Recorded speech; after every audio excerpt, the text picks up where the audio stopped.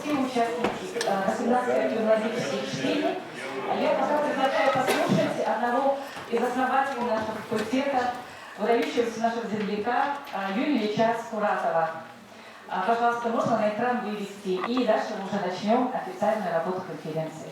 Практической конференции серии криминологических чтений. Поздравляю вас с началом работы вашего форума. В этот раз он особенно посвящен 95-летию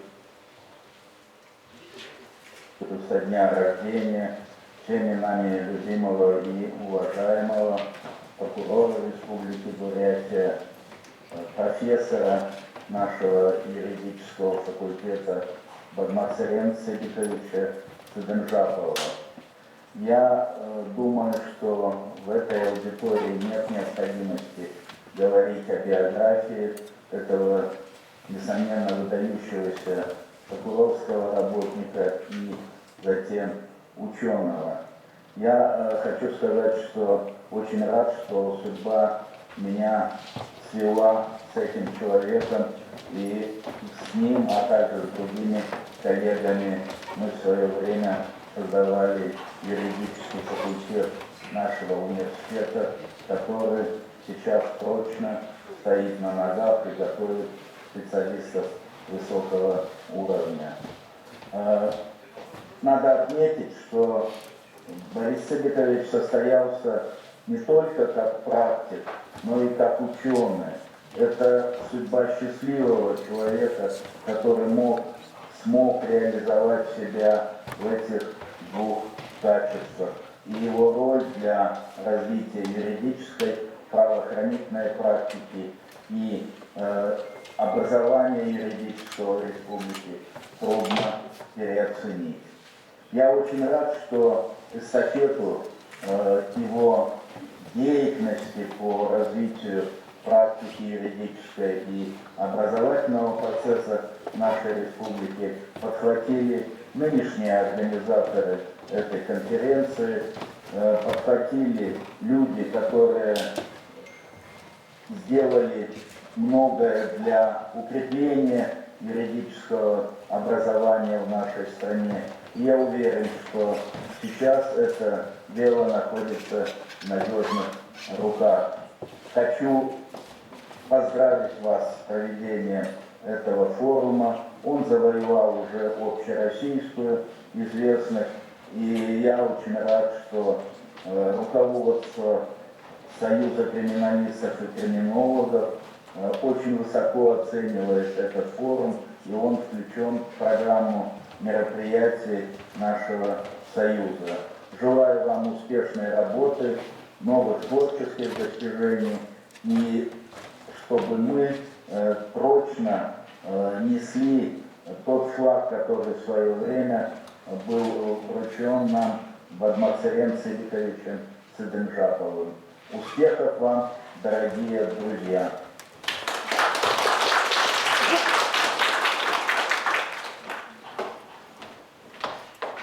Замечательного приветствия Юрия Ильича Скуратова, одного из основоположников юридического факультета. Мы начинаем работу 18-й Всероссийской научно-практической конференции «Криминологические чтения». И посвящена она сегодня 95-летию Бориса Цыбиковича Цыденжапова. Человека, чье имя, наверное, знает не только вся республика, но и все юридическое сообщество СССР и Российской Федерации. Сегодня знаменательный день. Сегодня не только день рождения Бориса Цыбиковича, с чем я вас поздравляю, уважаемые студенты, уважаемые ветераны прокуратуры, выпускники нашей и гости конференции. Сегодня еще и Международный день защиты прав детей. Но самое главное, мы в этом году празднуем 100-летие Республики Бурятия. Вот такой знаменательный день. Хотелось бы действительно с аплодисментов начать работу нашей научно-практической конференции. И снова для торжественного открытия конференции предоставляется ректору нашего университета Алгару Валерьевичу Гамзинову. Уважаемые коллеги, уважаемый почетный президиум, всех не буду, действительно так мало, так больших, так вот собрались и следователи, прокуроры, судьи, следственное управление. Я думаю, это прежде всего нужно и для наших студентов, для преподавателей, значимость нашего факультета. Конечно же, создание юридического факультета в свое время, все-таки исторически отмечу, сначала юридического отделения при историческом факультете, а затем уже юридического факультета, это, конечно же, событие эпохальное в истории нашей Бурятии. Мы все-таки отмечаем сегодня столетний юбилей и отмечаем все важные вехи в истории становления нашей республики. И, конечно, появление своего юридического факультета – это очень важно. И те, кто стояли у истоков создания этого факультета, многие из них присутствуют прямо в этом зале. Люди, которые с самого начала, Анна Тимофеевна присутствует. Давайте Анна Тимофеевна просто поаплодируем, кадры, которые ковались, и вот Юрий Ильич сегодня выступал. Я думаю, что ему выразить надо благодарность за ту подготовку кадровую, научную кадровую подготовку наших преподавателей. Сейчас, конечно, у нас диссертационных советов больше стало в России. Тогда было очень сложно, только защиты были в Москве.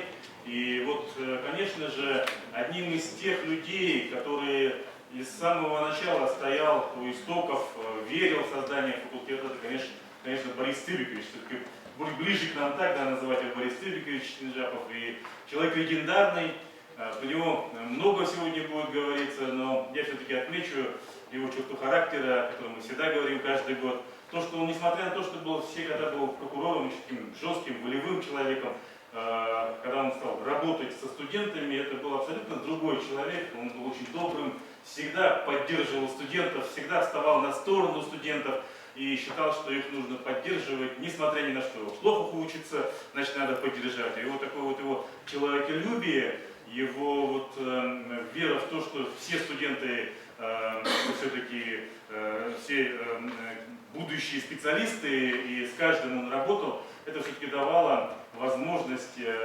составить ту плеяду, наверное, в будущем специалистов, которые сегодня с успехом работают на самых разных должностях, в самых разных структурах нашей республики. И в правительстве, и в органах прокуратуры, судейства, и следственных, в Урале, да, народом Урале, да. Конечно, они еще преподаватели у нас.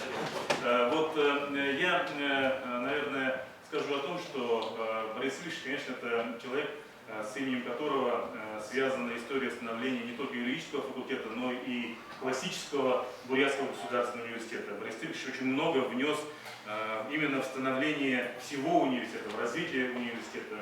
Очень переживал за развитие, открытие новых специальностей, поддерживал.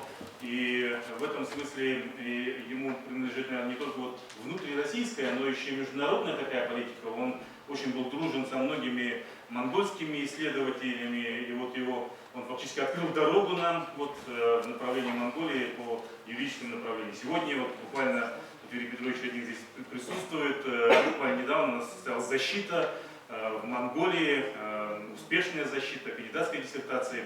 Мы надеемся, что эта практика будет дальше продолжена. Но сегодня я бы хотел вот, поздравить всех нас вместе, все-таки отметить, благодарить прокуратуру Республики Бурятия, да, вот, за постоянную поддержку нашей конференции. И все-таки отдельно сегодня поздравить Александра Кирилловича. Вот буквально недавно у него исполнилось 70 лет. Давайте поздравим. Спасибо вам за ту поддержку, которую всегда вы оказывали, когда работали в органах прокуратуры. И очень надеюсь, что и сегодня наши взаимоотношения с действующими, конечно, даст возможность для развития нашего факультета. Поэтому еще раз давайте поздравим с началом конференции и поблагодарим всех организаторов. Спасибо. Антон Валерьевич меня упредил. Я хотела тоже с трибуны поздравить, потому что Совет ветеранов прокуратуры всегда нам помогал и помогает. И с приходом Александра Кирилловича на должность уже председателя Совета ветеранов прокуратуры мы вот действительно ощущаем такую всемирную заботу и поддержку. И можно и заодно мы и поблагодарим значит, капитана Александровича Будаева, почетного работника прокуратуры нашего ведущего профессора юридического факультета, который ведет все традиции, заложенные еще при в годы работы Бориса Цыбиковича. И рядом с нами, как всегда, в боевом, как говорится, авангарде, Садыков Николай Будаевич, экс-председатель Совета ветеранов прокуратуры, почетный работник прокуратуры Российской Федерации, заслуженный юрист Республики Бурятия, действующий руководитель криминалистической лаборатории нашего факультета. В вашем лице мы выражаем благодарность всем ветеранам прокуратуры, которые помогают всегда нам поднимать уровень юридического образования и в целом готовить хорошие кадры, в частности для прокуратуры Республики Бурятия. И, конечно же, я сейчас хочу предоставить слово нашему постоянному соорганизатору вот этой конференции «Криминологические чтения». Мы это уже с 2004 года проводим, да, коллеги, когда Борис Цыбикович еще был заведующим кафедрой уголовного права и процесса. И вот он уже немножко болел, я помню, я ездила к нему в госпиталь, да, вот, и мы там сидели во дворике госпиталя ветеранов и беседовали, вот как вовлечь студентов, как сделать так, чтобы действительно подготовить хорошие кадры именно для работы в правоохранительных, судебных органах. И он всегда, поскольку ценил теорию, науку, да, и говорил, что без практиков не бывает без хорошей теоретической, фундаментальной подготовки. И он тогда предложил провести вот эту конференцию. На самой его конференции не было, к сожалению, да, вот его тогда не выписали, но мы провели, вот, конечно же, и гиды его, да, со всеми напутствиями, и его название, вот это криминологические чтения, так и устаканилось. И с 2004 года мы проводим, и нас тогда сразу побежала прокуратура республики. И я сейчас хочу предоставить слово Филичеву Михаилу Юрьевичу, исполняющему обязанности прокурора Республики Бурятия, старшему советнику юстиции. Добрый день, уважаемые коллеги, уважаемые друзья. Очень приятно принять участие в работе этого мероприятия. На мой взгляд, сама идея этого события, этого мероприятия на сегодня крайне важна и актуальна.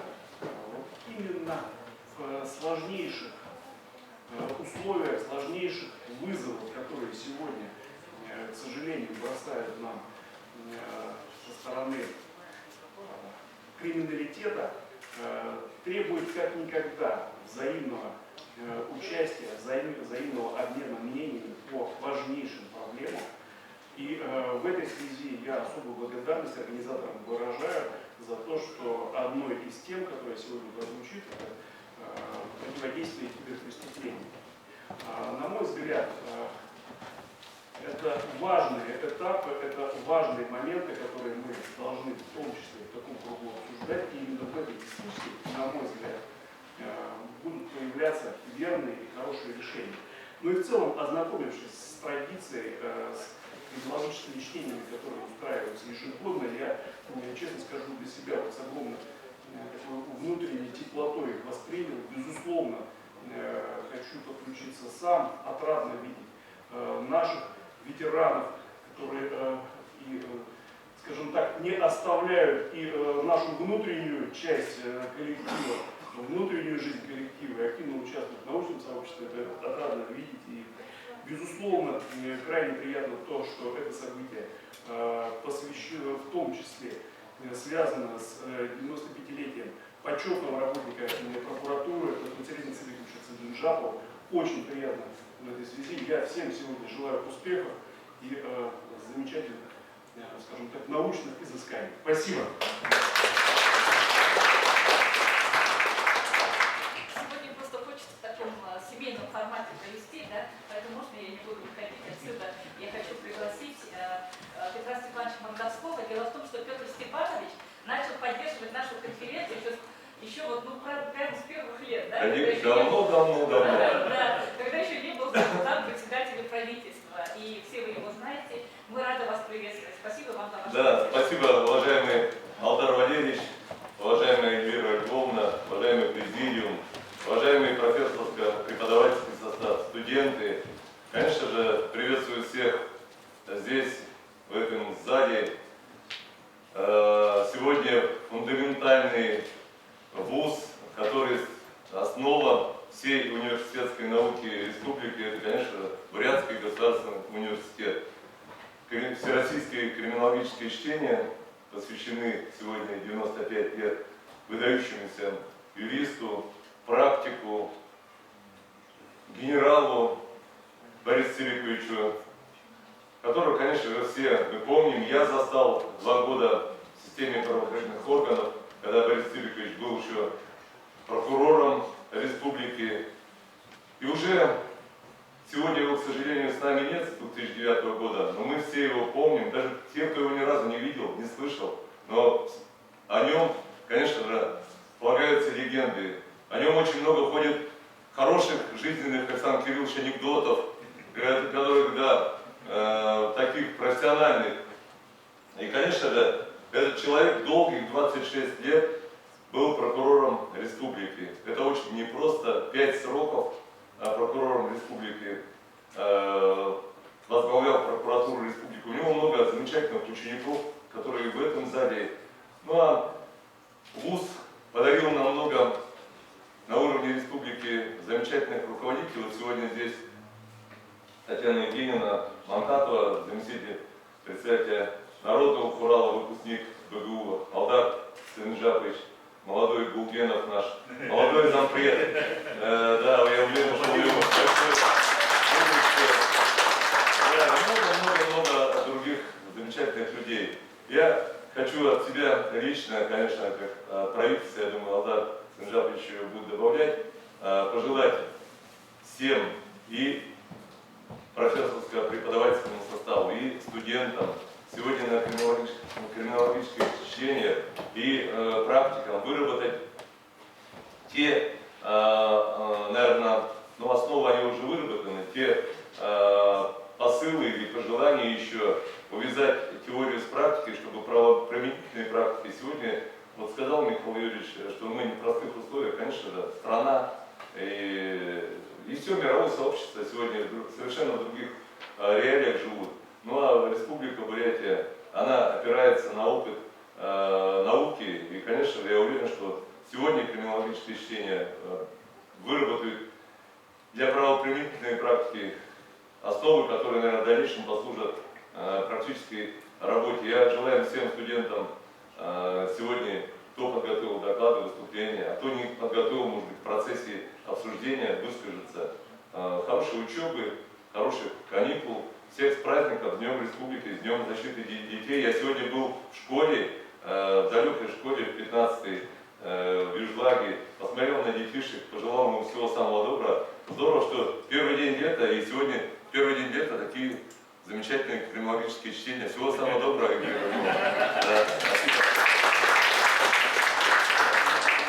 Спасибо большое, Иосиф Степанович. Действительно, мы, пожалуй, вот на пространстве Российской Федерации один из немногих юридических факультетов, вот у кого сложилась очень тесная смычка и сотрудничество со всеми практическими органами, да, и в первую очередь судебными. Мы уже сколько лет, Альбина Александровна, с вами проводим и дружественных рядовых правосудия, и сравнительное правоведение, и все другие социологии уголовного права, и в рамках Байкальской юридической декады. Альбина Александровна, выражаю вам глубокую благодарность вот, действительно за понимание, да, вот такого сотрудничества и за поддержку всех наших мероприятий. Вам слово. Спасибо большое. Уважаемые коллеги, уважаемые приглашенные, присутствующие здесь, я вас всех поздравляю тоже с столетием нашей республики, процветания нашей республики, всего самого наилучшего, да, и с Днем защиты детей, и, конечно же, с началом работы 8-й уже Всероссийской научно-практической конференции «Криминологические чтения», которые посвящены 95-летию со дня рождения легендарного человека, человека-легенды, человека эпохи Цидинджапа Бадмацарена Цыбиковича, которого называют Бадмацарен Цыбикович и Борис Цыбикович. И вообще все, ну что уж таить, все говорят железный БЦ, да, который, в общем-то, все знают его вот под его такими вот логотипами. И вот четверть века он проработал в органах прокуратуры, четверть века был прокурором республики Бурятии. Это вот знаменательно, что 100-летие республики, вот и 25 лет он проработал руководителем такого вот контролирующего органа, очень важного, да. Ну а еще очень хотелось бы отметить, что его трудовая деятельность начиналась с 15 лет, и кем бы вы думали, вы, наверное, все изучили его биографию, да, и он начинал судебным исполнителем Бичурского народного суда, то есть начиналась его деятельность вот судебная. Да, затем он, конечно, проработал во многих районных прокуратуры, да, и прежде чем стал, значит, прокурором Республики Бурятия. И самое большое, конечно, вот то, что проработав в прокуратуре, и вот он был основателем юридического факультета в Бурятском государственном университете. Я помню эти события тех лет, когда вот прямо весь народ был воодушевлен тем, что все-таки у нас юридическое образование будет у нас в республике. Не надо будет выезжать, в основном выезжали куда? В Иркутск и в Свердловск. И многие выпускники здесь работают этих вот именно юридических вузов, да. Но то, что вот Борис Цыпович вот так вот поставил, юридическое образование у нас здесь, в Бурятии, в Бурятском госуниверситете, да, оно с первых лет стало показывать большие такие результаты. Ребята юридического факультета занимали первые места на всероссийских конкурсах. Это вот о многом говорит, да. И, ну, действительно, выпускники юридического факультета в настоящее время работают и судьями, и прокурорами, и следственными исследователями, да, и находятся, и работают в народном курале во всех различных сферах, где требуется юридическое образование. Я, конечно, очень благодарна юридическому факультету, который тоже меня всегда приглашает и привлекает, не только меня, а вообще вот судейское сообщество на различные вот конференции. Всегда мы рады помочь родному юридическому факультету, да. А вот что вот касается вот настоящих криминологических чтений, да, они очень интересно проходят. Такие исследования проводятся, которые, в общем-то, ну, заинтересовывают вообще юридическую братью и ученых. И вот я посмотрела программу, в программах вот такие вот злободневные, это уже говорили про преступность, и в эпоху нашей цифровизации, вот это мошенничество, и вот эта личность преступников и так далее, да, изучение, это все много, это большой вклад не только в науку, но и в практику. И, конечно же, наука и практика должны идти нога в ногу, вместе взявшись руками. И поэтому всем участникам я желаю плодотворной работы, чтобы вы не только, как говорится, выложились, прочитав свои доклады, но и что-то взяв для себя и приняв какие-то идеи научные, продолжили их, и чтобы вообще было вам всем интересно не только на конференции, но интересно было жить и работать. Всем здоровья, счастья, успехов и успешной, как говорится, нашей конференции.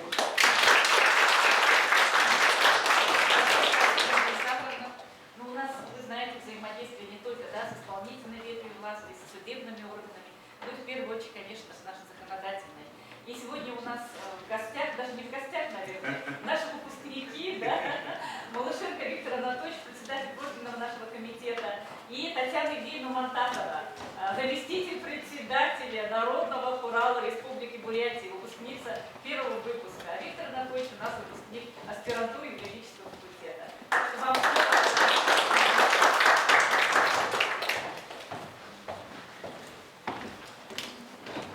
Неожиданно сегодня вдвоем присутствовали на конференции. Спасибо. Ну вот мы разделились с Виктором Анатольевичем. Я, наверное, все-таки скажу несколько слов о Борисе Цыповиче как его выпускнице. А уже Виктор Анатольевич поприветствует официально от имени депутатов Народного хурала и участников конференции. Вы знаете, вот сейчас, когда Виктор Степанович говорил о том, что мы все мы знаем, те, кто работали с Борисом Цыповичем, что это действительно был такой очень авторитетный, очень грозный профессионал, то когда мы пришли на исторический факультет отделения правоведения, да, тогда еще не было юридического факультета, мы пришли учиться, и нас встретил Борис Филиппович Свинжапов, он преподавал нам систему правоохранительных органов. Здесь в зале сидят мои однокурсники, работники прокуратуры, Наталья Михайловна. У нас очень много ребят работает в прокуратуре, в следственных органах и в судах на сегодняшний день. И вы знаете, когда наши преподаватели нас тогда обучал, наверное, свет все-таки юридической общественности, это были судьи, следователи, практики, люди авторитетные, уважаемые, которые пришли преподавать, несмотря на свою огромную загрузку, благодаря приглашению Бориса Игоревича. Он пригласил, позвал, и они не смели ему даже отказать в том, чтобы прийти и обучать вот нас, молодежь, которая решила обучаться на юридическом факультете. И вот мы встретили Бориса Игоревича, это преподаватель, который никогда не повышал голос. Это человек, который всегда уважительно относился к студентам, всегда поддерживал нас, всегда в сложных ситуациях принимал сторону студента. И мы всегда, даже с такой, знаете, неожиданностью слышали от наших преподавателей, что они такого Бориса Игоревича не видели и не знают, потому что для них это всегда был очень такой авторитетный, грозный человек, которого на самом деле побаивались многие работники. Но вот после окончания, когда я пришла работать на юридический факультет, и мы были молодые преподаватели, когда начинали работать, нам всегда Борис Игоревич говорил: любите студентов, уважайте студентов. Мы сложно, но старались следовать его постулатам. И он всегда заботился, конечно, о развитии факультета и всех выпускников, тех, кто желал, кто подавал надежду, он всегда помогал и окрылял, и давал напутствие для того, чтобы продолжить юридическое образование, продолжать образование в аспирантуре. И очень многие наши студенты, выпускники, молодые преподаватели, мы уезжали учиться, у нас был целый десант, мы уезжали в Москву, поступали в аспирантуру, защищались, и очень многие вернулись потом обратно на кафедру, продолжить юридическое образование уже у нас в республике. И вы знаете, и здесь Борис Игоревич не только своими словами нас окрылял, но и делами, на самом деле. Когда я поступала в аспирантуру, он писал и звонил Борису Яковлевичу Покровскому, тогда Высший арбитражный суд, и о том, чтобы принять, помочь с практикой. Это на самом деле люди такие достаточно недоступные. Благодаря Борису Игоревичу такие встречи состоялись и нам помогали, действительно встречались с распростертыми руками. И мы вот всегда ощущали, когда возвращались, мы всегда шли, отчитывались и рассказывали Борису Игоревичу, как продвигаются наши научные работы, когда мы защищаемся. И он всегда радовался, поддерживал, помогал, знаете, очень многое делал для факультета. Я сегодня от всей души рада приветствовать всех участников этой конференции. Очень рада, что имя Бориса Игоревича, оно звучит, оно гремит, оно должно, это заслуженно. И я желаю всем продуктивной работы.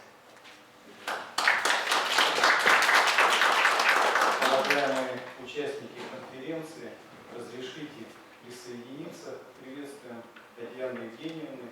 И сегодня действительно такой день замечательный, 95 лет со дня рождения Бориса Цибиковича. Стоим на пороге десятилетия проведения криминологических чтений. Большое спасибо ректора, хочу поблагодарить ректора Алдара Валерьевича Эльвиру Львовну, да, юридический факультет, ну и уважаемый президиум, уважаемые участники. Сегодня очень хорошо, что такие имена, замечательные имена нашей республики не забываются. И во многом это не только благодаря их профессионализму, а благодаря личным качествам, тем волевым, профессиональным качествам, которые известны, я думаю, что в юридической среде. Многие знают, если даже лично не были знакомы с Борисом Цибиковичем, но где-то слышали про него, и в нашей среде это известное имя.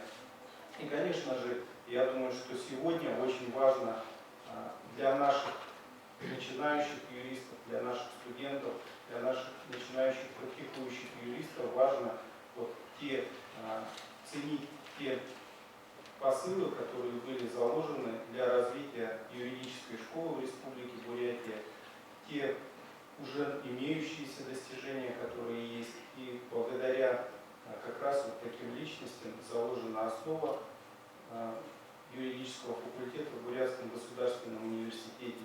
Будем развивать, помнить и ценить то, что у нас есть. Спасибо.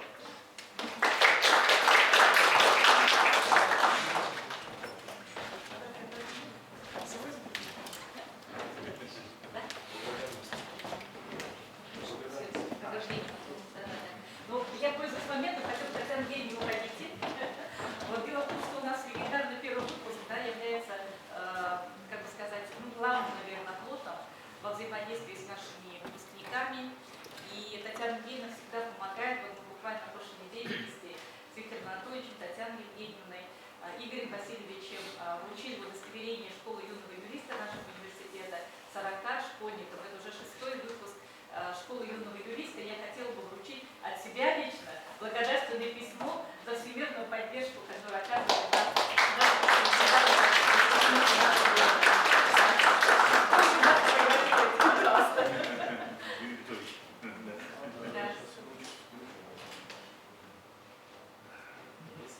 Спасибо. Да, это очень важный для меня момент. Вот. Ну и я действительно всегда считаю, что наш факультет знаменит своими выпускниками. Они теперь у нас везде. Да? И я сегодня прямо всем хочу представить самого, наверное, родного выпускника для меня. Почему? Потому что я у них вела, не знаю, какую дисциплину, криминологию же, да? Вот. Теперь он, Алдар Снежапович Булгенов, в статусе заместителя председателя правительства Республики Бурятия, председатель администрации главы и правительства Республики Бурятия.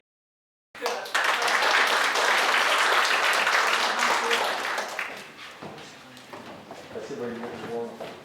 Уважаемый Алдар Валерьевич, уважаемые члены президиума, дорогие мои учителя, коллеги, участники конференции. Я очень рад, что в такой теплой атмосфере проходит пленарное заседание, практически действительно семейное. Мы каждый каким-то образом соприкасались с Борисом Цыбиковичем в той или иной степени. Я очень, очень плотно с ним общался. Во-первых, Борис Цыбикович — это мой научный руководитель,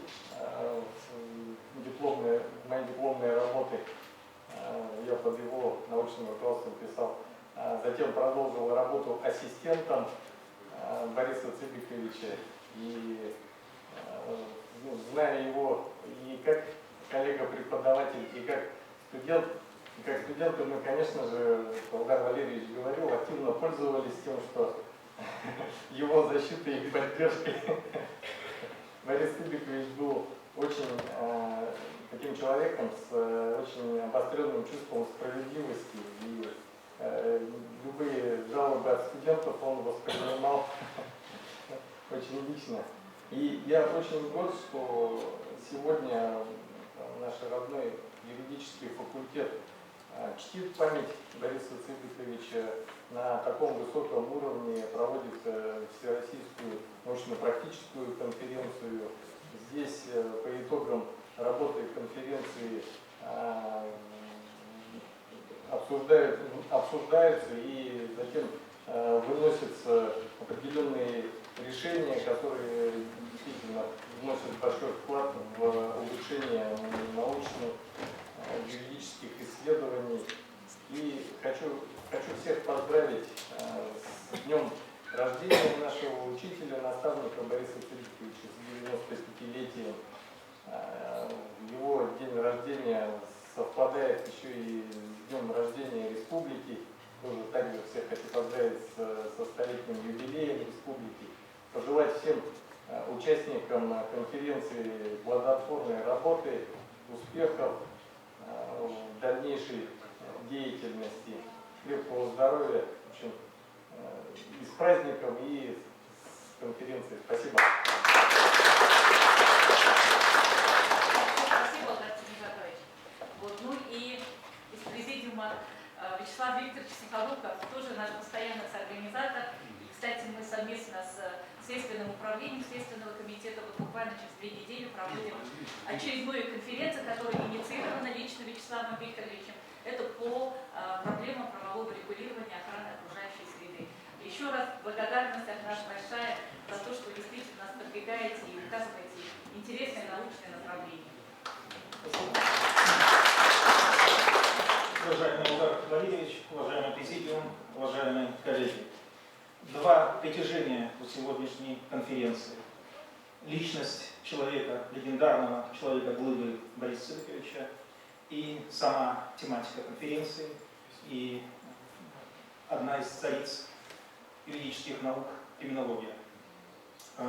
Борис Цыбикович, сегодня вот мы с разных сторон его личность обсуждаем, человек очень многогранный.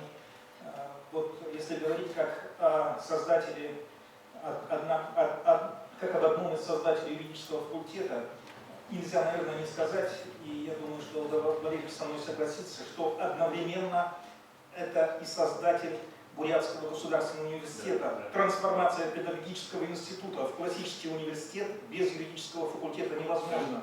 Ни одного юридического факультета в мире нет, ни одного университета нет без юридического факультета. Это основа.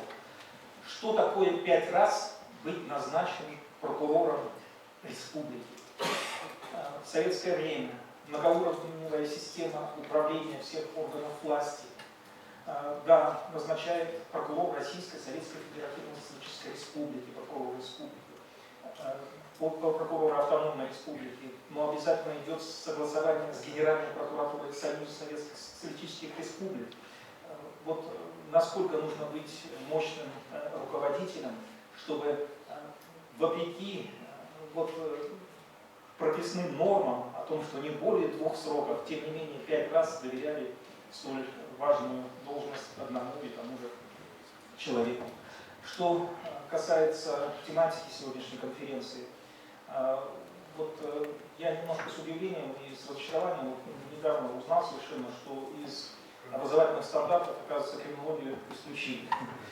Вот, ну, как говорится, науку все равно не спрячешь, она есть и существует.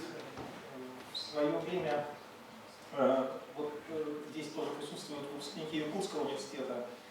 Да, вот тот, кто получил зачет на 4-м курсе у профессора Рыбацкой биологии, тот, у того, значит, диплом в кармане.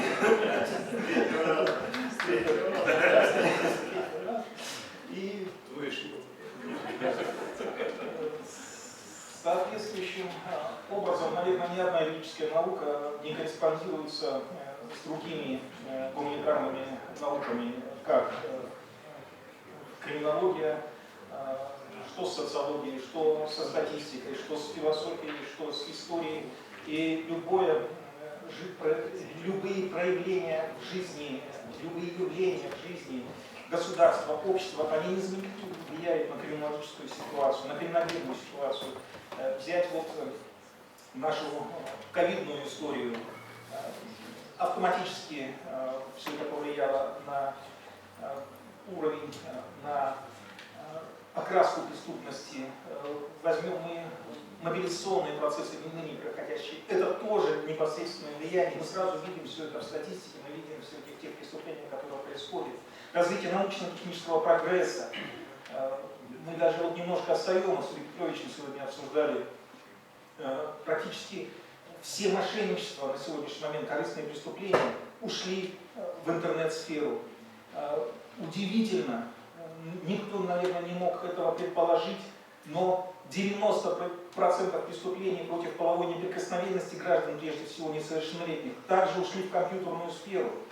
Вот эти влияния, конечно, жизни на преступность, их невозможно приценить, нужно обсуждать, нужно изучать, нужно опытом делиться и делать практические выводы. Очень приятно находиться в этом зале, всех поздравляю с открытием лета, конференции.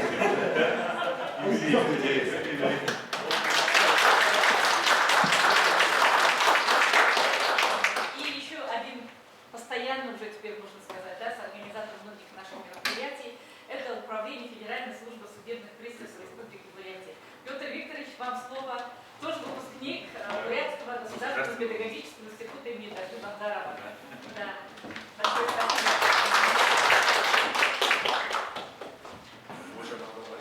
Уважаемый президиум, уважаемые коллеги, ну, Эльвира Львовна правильно отметила, да, что вы являетесь выпускником Брестского госуниверситета, и мы в свое время не слышали термин «железный БЦ», а слышали термин «консул» БЦ.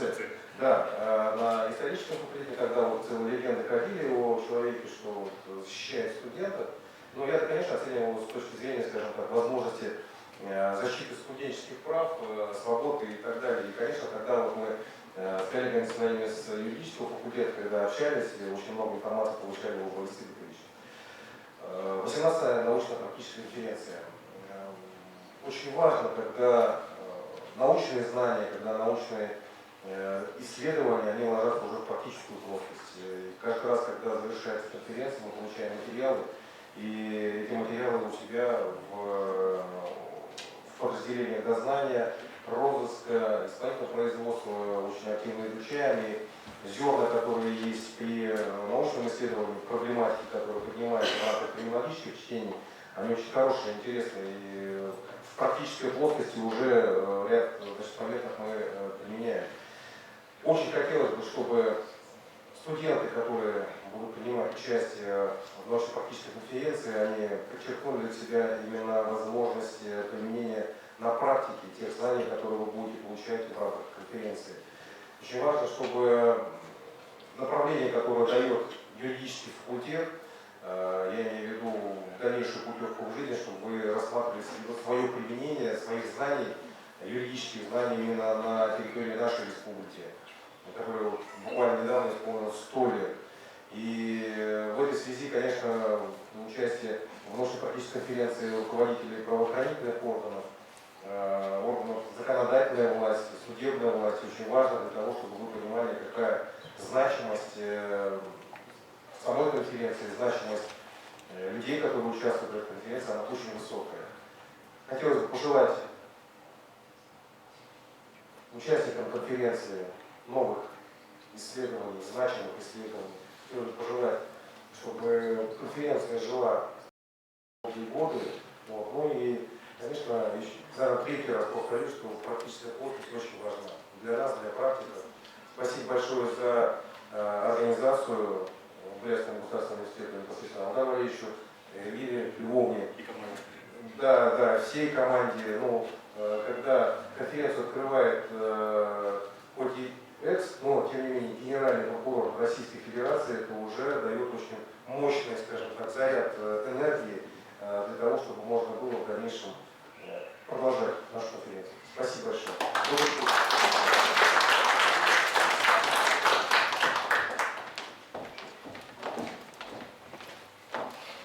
Я подхожу к микрофону, мне тут просто пишут наши коллеги, что наш проводится в дистанционном формате, поэтому, оказывается, не слышно меня, да?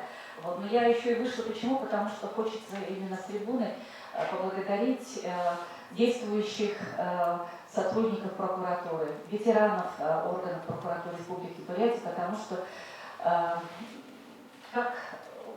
когда было 5 лет со дня кончины Бориса Цыбиковича, мы решили, значит, всем миром сделать именной кабинет правоохранительных и судебных органов имени Бориса Бехтиева-Деньжакова. И он у нас замечательный, да, вот действительно, кто приходит к нам в гости, сами студенты, которые учатся в этом кабинете, это все создавалось вот благодаря стараниям и желанию, да, увековечить память Бориса Цыбиковича. Потом еще через 5 лет мы открыли мемориальную доску на здании нашего 7-го корпуса юридического факультета. Это был очень торжественный момент. Юрий Ильич лично приезжал. Все наши ветераны, действующие сотрудники были, наверное, многие помнят, да, этот момент. Вот. Еще через 5 лет мы открыли мемориальную доску на проспекте Победы, на доме, где он жил. Когда приезжала большая делегация из Монголии, из Осаки, вы знаете, что у нас Борис Цыбикович удостоен высших государственных наград Монголии, он является почетным работником прокуратуры Монголии и академик кочевых цивилизаций. Вот. И много других еще регалий у него есть.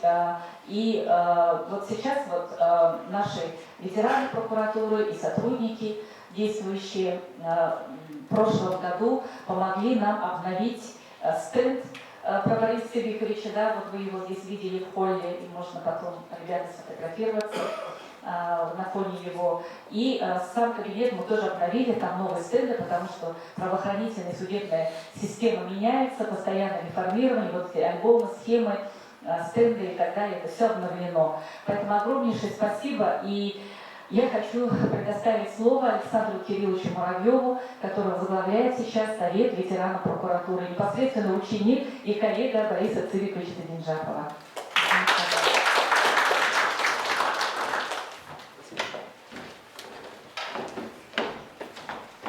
Уважаемые коллеги, немножко нарушен регламент, поскольку Борис Ильич 49 лет проработал в органах прокуратуры, я думаю, что прокуратуры здесь должно быть больше. 2023 год знаменателен тем, что мы с вами отмечаем столетие со дня образования правосубъектности нашей национальной республики. И в сентябре этого года столетие образования органов прокуратуры Республики Беларусь. 100 лет по историческим меркам это не так уж много. Всего-то 3 поколения вели.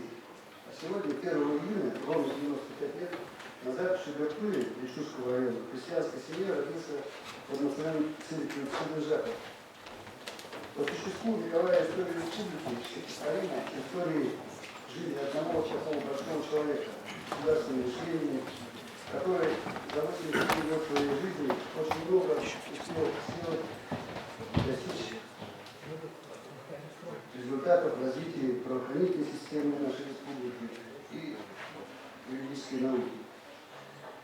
Но если обращаться к ретроспективе истории республики, мы видим, что в начале века мало что было на нашей земле, кроме железной дороги, построенной в конце 19 века, и небольшого городка Верхнеудинск с пивным заводиком купца Голдобина, большой необжитой территории с безграмотным населением, сахарами овец, табунами лошадей, принадлежащих богатым наемным. Ничего этого другого нет. Я считаю, что отмечая столетний юбилей республики, тех органов, которые образуют каркас, скелет государственности, сегодня нужно говорить о тех людях, которые своим трудом, потом и кровью создавали и защищали все, что мы сегодня имеем. И один из таких людей это Борис Ильич Тадинджапов. Абсолютно правильно поступает руководство ГГУ, деканат юридического факультета, что уже традиционно проводит научно-практические конференции в честь его памяти. Поэтому я приветствую всех участников конференции, желаю им успехов в выступлениях и дальнейшей работы по своим направлениям. Жизненный путь Бориса Ильича, его опыт и вклад в дело укрепления законности и правопорядка, сохранение и создание работоспособного и эффективного коллектива прокуратуры республики, создание юридического факультета ГГУ, этой кузницы юридических кадров республики, послужит для вас образцом и примером для подражания. Дело в том, что чтобы добиться таких результатов, нужно постоянно учиться и трудиться. Именно таким человеком был Борис Ильич. Он всего достиг своим умом и своим трудом.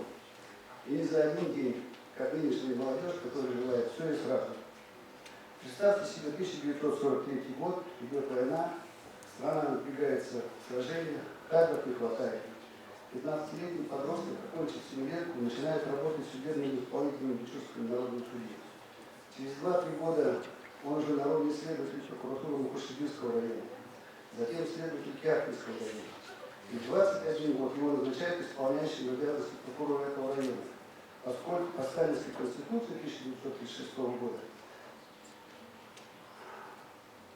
возрастной ценз для назначения на эту должность составляет 25 лет. Без отрыва от производства Борис Ильич заканчивает Иркутскую юридическую школу, а затем поступает и заканчивает экстерном Всесоюзный юридический научный институт. С 1951 года действительно служба в течение 3 лет советской армии в городе Калининграде. Затем снова работа в прокуратуре при помощника советского районного прокурора, прокурора Макинского района. И после окончания в 1956-1957 годах в Москве высших курсов переподготовки прокурорских работников его назначают прокурором Закаменского района. За первые в своей жизни 18 лет, за все вот 18 лет, первых в своей жизни, Борис Ильич трудился в 6 районах республики. В 1961 году, когда прошло всего 16 лет после войны, молодого 33-летнего прокурора по согласованию с партийными органами республики Центрального комитета КПСС назначает прокурором Бурятской ССР. Время трудное, сложное. Прокуратура в основном фронтовики, среди них Владимир Александр Алексеевич, бывший прокурор Синегинского и Бургунинского района, Сахаровский Виктор Федорович, прокурор, работавший в Усть-Орде, и затем прокурор города Улан-Удэ, Мордонов Петр Богданович, Ажигаров Собор Александрович, Дмитриев Батыр Моисеевич, Медведев Поликарп Тифонович, Шардуров Батыр Богданович и многие другие. Опираясь на их опыт и поддержку, Борис Ильич начинает первым делом решать вопросы подготовки молодых специалистов с высшим юридическим образованием. В 60-х, 70-х годах в юридические вузы Свердловска, Иркутска, 4 Хабаровска, где вот в последних 2 городах вблизи филиала были, направляется и обучается десятки абитуриентов со всех районов республики. За это время получили высшее образование и начали работать более 100 человек. Среди них Покасский Александр Ильич, бывший прокурор республики, Циржапов Юрий Фунтович, прокурор города, Будаев, который здесь сегодня присутствует, Куратов Юрий Ильич, Сотнич Иван Васильевич, Шидова Васильевна, Мухамедова Вера Владимировна и многие другие, пришедшие на смену довоенного поколения. В республике возводились и развивались промышленные объекты. Кроме существовавших тогда ЛВЗ, заводы мясокомбината, создаются приборостроительные объединения, Селенгинский ЦКК, Танкостыконный комбинат, Новопрядский завод, Кембрюйский цементно-шиферный завод, строится Кубнурский угольный разрез и Байкало-Амурская магистраль. Огромными темпами развивается сельское хозяйство. В каждом сельском поселении строятся фермы, развивается животноводство и растениеводство. При таких масштабах задач перед прокуратурой немерено. Нужно следить за законностью, пресекать бесхозяйственность, хищение социалистической собственности, бороться с преступностью и правонарушениями, требовать соблюдения трудовой и производственной дисциплины. В течение четверти века со всем этим справляется коллектив прокуратуры под несменяемым руководством Бориса Ильича. Это, уже говорили, уникальный единичный случай в стране, так как срок полномочий прокурора всего 5 лет, в исключительных случаях 10. Это говорит о доверии государства и означает признак стабильной организации работы. И это вовсе не настолько, как теперь говорят либералы. Надо отметить, что костяк руководства республики из всех правоохранительных органов также долгие годы работали одним составом. Среди них Андрей Лукич, Модокоев, первый секретарь партии, Вадиев, Александр Алексеевич, бывший прокурор, секретарь партии, Бутухан Васильевич, министр внутренних дел, Сильверин Александр Алексеевич, председатель Верховного суда, а также руководитель комитета народного контроля Зинченко и руководитель КГБ. Дисциплина республики была железной, под стать характеру и суровости времени. В конце 1986 года, в самый разгар Горбачевской перестройки, в 60-м году жизни Борис Ильич ушел на пенсию по выслуге лет, но не отдыхать, а работать. Он остается в прокуратуре республики старшим помощником прокурора. Одновременно с тем, что еще в 1973 году защитил кандидатскую диссертацию, он начинает преподавать студентам исторического факультета Бурятского пединститута. И здесь пригодились его опыт и государственная мудрость. Совместно со своими единомышленниками, ректором пединститута Колмыковым Степаном Владимировичем и своим учеником, бывшим генеральным прокурором Российской Федерации Скуратом Ильичем, уже на базе БГУ, по-моему, в 1994 году именно был создан юридический факультет, который послужил как основанием для университета. И факт БГУ стал настоящий кузницей кадров юридических и правоохранительных органов республики. В прокуратуру за минувшие годы пришло 94 выпускника юрфака университета. В настоящее время в органах прокуратуры работает 50 человек. Ну, в том числе фамилия Неслуху Ковалева, Галина Николаевна, выпускница БГУ, Кубракова Дмитрий Васильевич, который ныне работает. Сегодня ФАК может гордиться своими выпускниками, Многие из них успешно трудятся не только в прокуратуре, но и в других правоохранительных государственных органах. В завершение я хотел бы озвучить пожелание воспоминаний Бориса Ильича. Он сказал: если говорить о качествах, которыми должен обладать юрист, я бы прежде всего назвал порядочность и объективность. Опыт приходит с годами, и юридические знания можно накопить и обновить. Только порядочность не приобретается, а там, где порядочность, там нет справедливости. Заканчивая, я хочу пожелать участникам сегодняшней конференции успешных выступлений и дальнейшей работы в движении дальше, расширяя свои горизонты. Спасибо за внимание.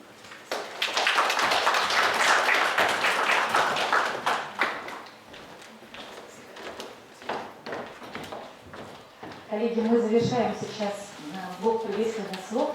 И прежде чем перейти к научным докладам, я бы хотела еще раз напомнить наш регламент. На научные доклады мы представляем до 7 минут. Коллеги, можно ужаться, потому что у нас сейчас затянулся приветственный блок, как вы видите, да?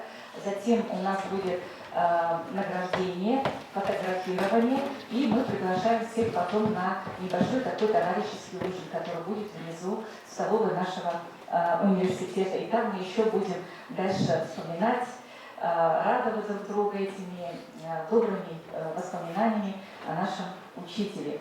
И прежде чем перейти к официальной пленарной части, я бы хотела, чтобы Алдар Валерьевич все-таки выполнил свою еще одну миссию, да, которая у нас осталась еще с 90-летия ПГУ. Я думаю, что вот вручение этих благодарственных писем, в первую очередь, наставление нашей молодежи, которая сегодня присутствует, многие здесь студенты. Благодарственное письмо вручается Альбине Александровне Кирилловой как председателю Государственной экзаменной комиссии. Вот, ребята, помните, что любой из присутствующих в почетном президиуме может стать председателем ГЭК и сдавать вы будете вот, действующему руководителю. Поэтому это очень важно. Давайте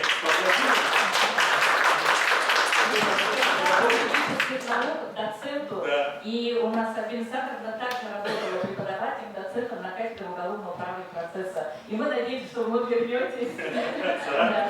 И еще одно благодарственное письмо, это, я думаю, что тоже на знание нашей молодежи, говоря о том, что надо выстраивать, ставить цели высокие и выстраивать свою карьеру. И вот я вручаю благодарственное письмо Булгенову Алдару Семенжатовичу, который работал ранее в должности заместителя декана юридического факультета. И вот просто, я с временной срок просто не могу сказать, да, но 10, наверное, 15 лет максимум от заместителя декана юридического до заместителя председателя правительства Республики Бурятия.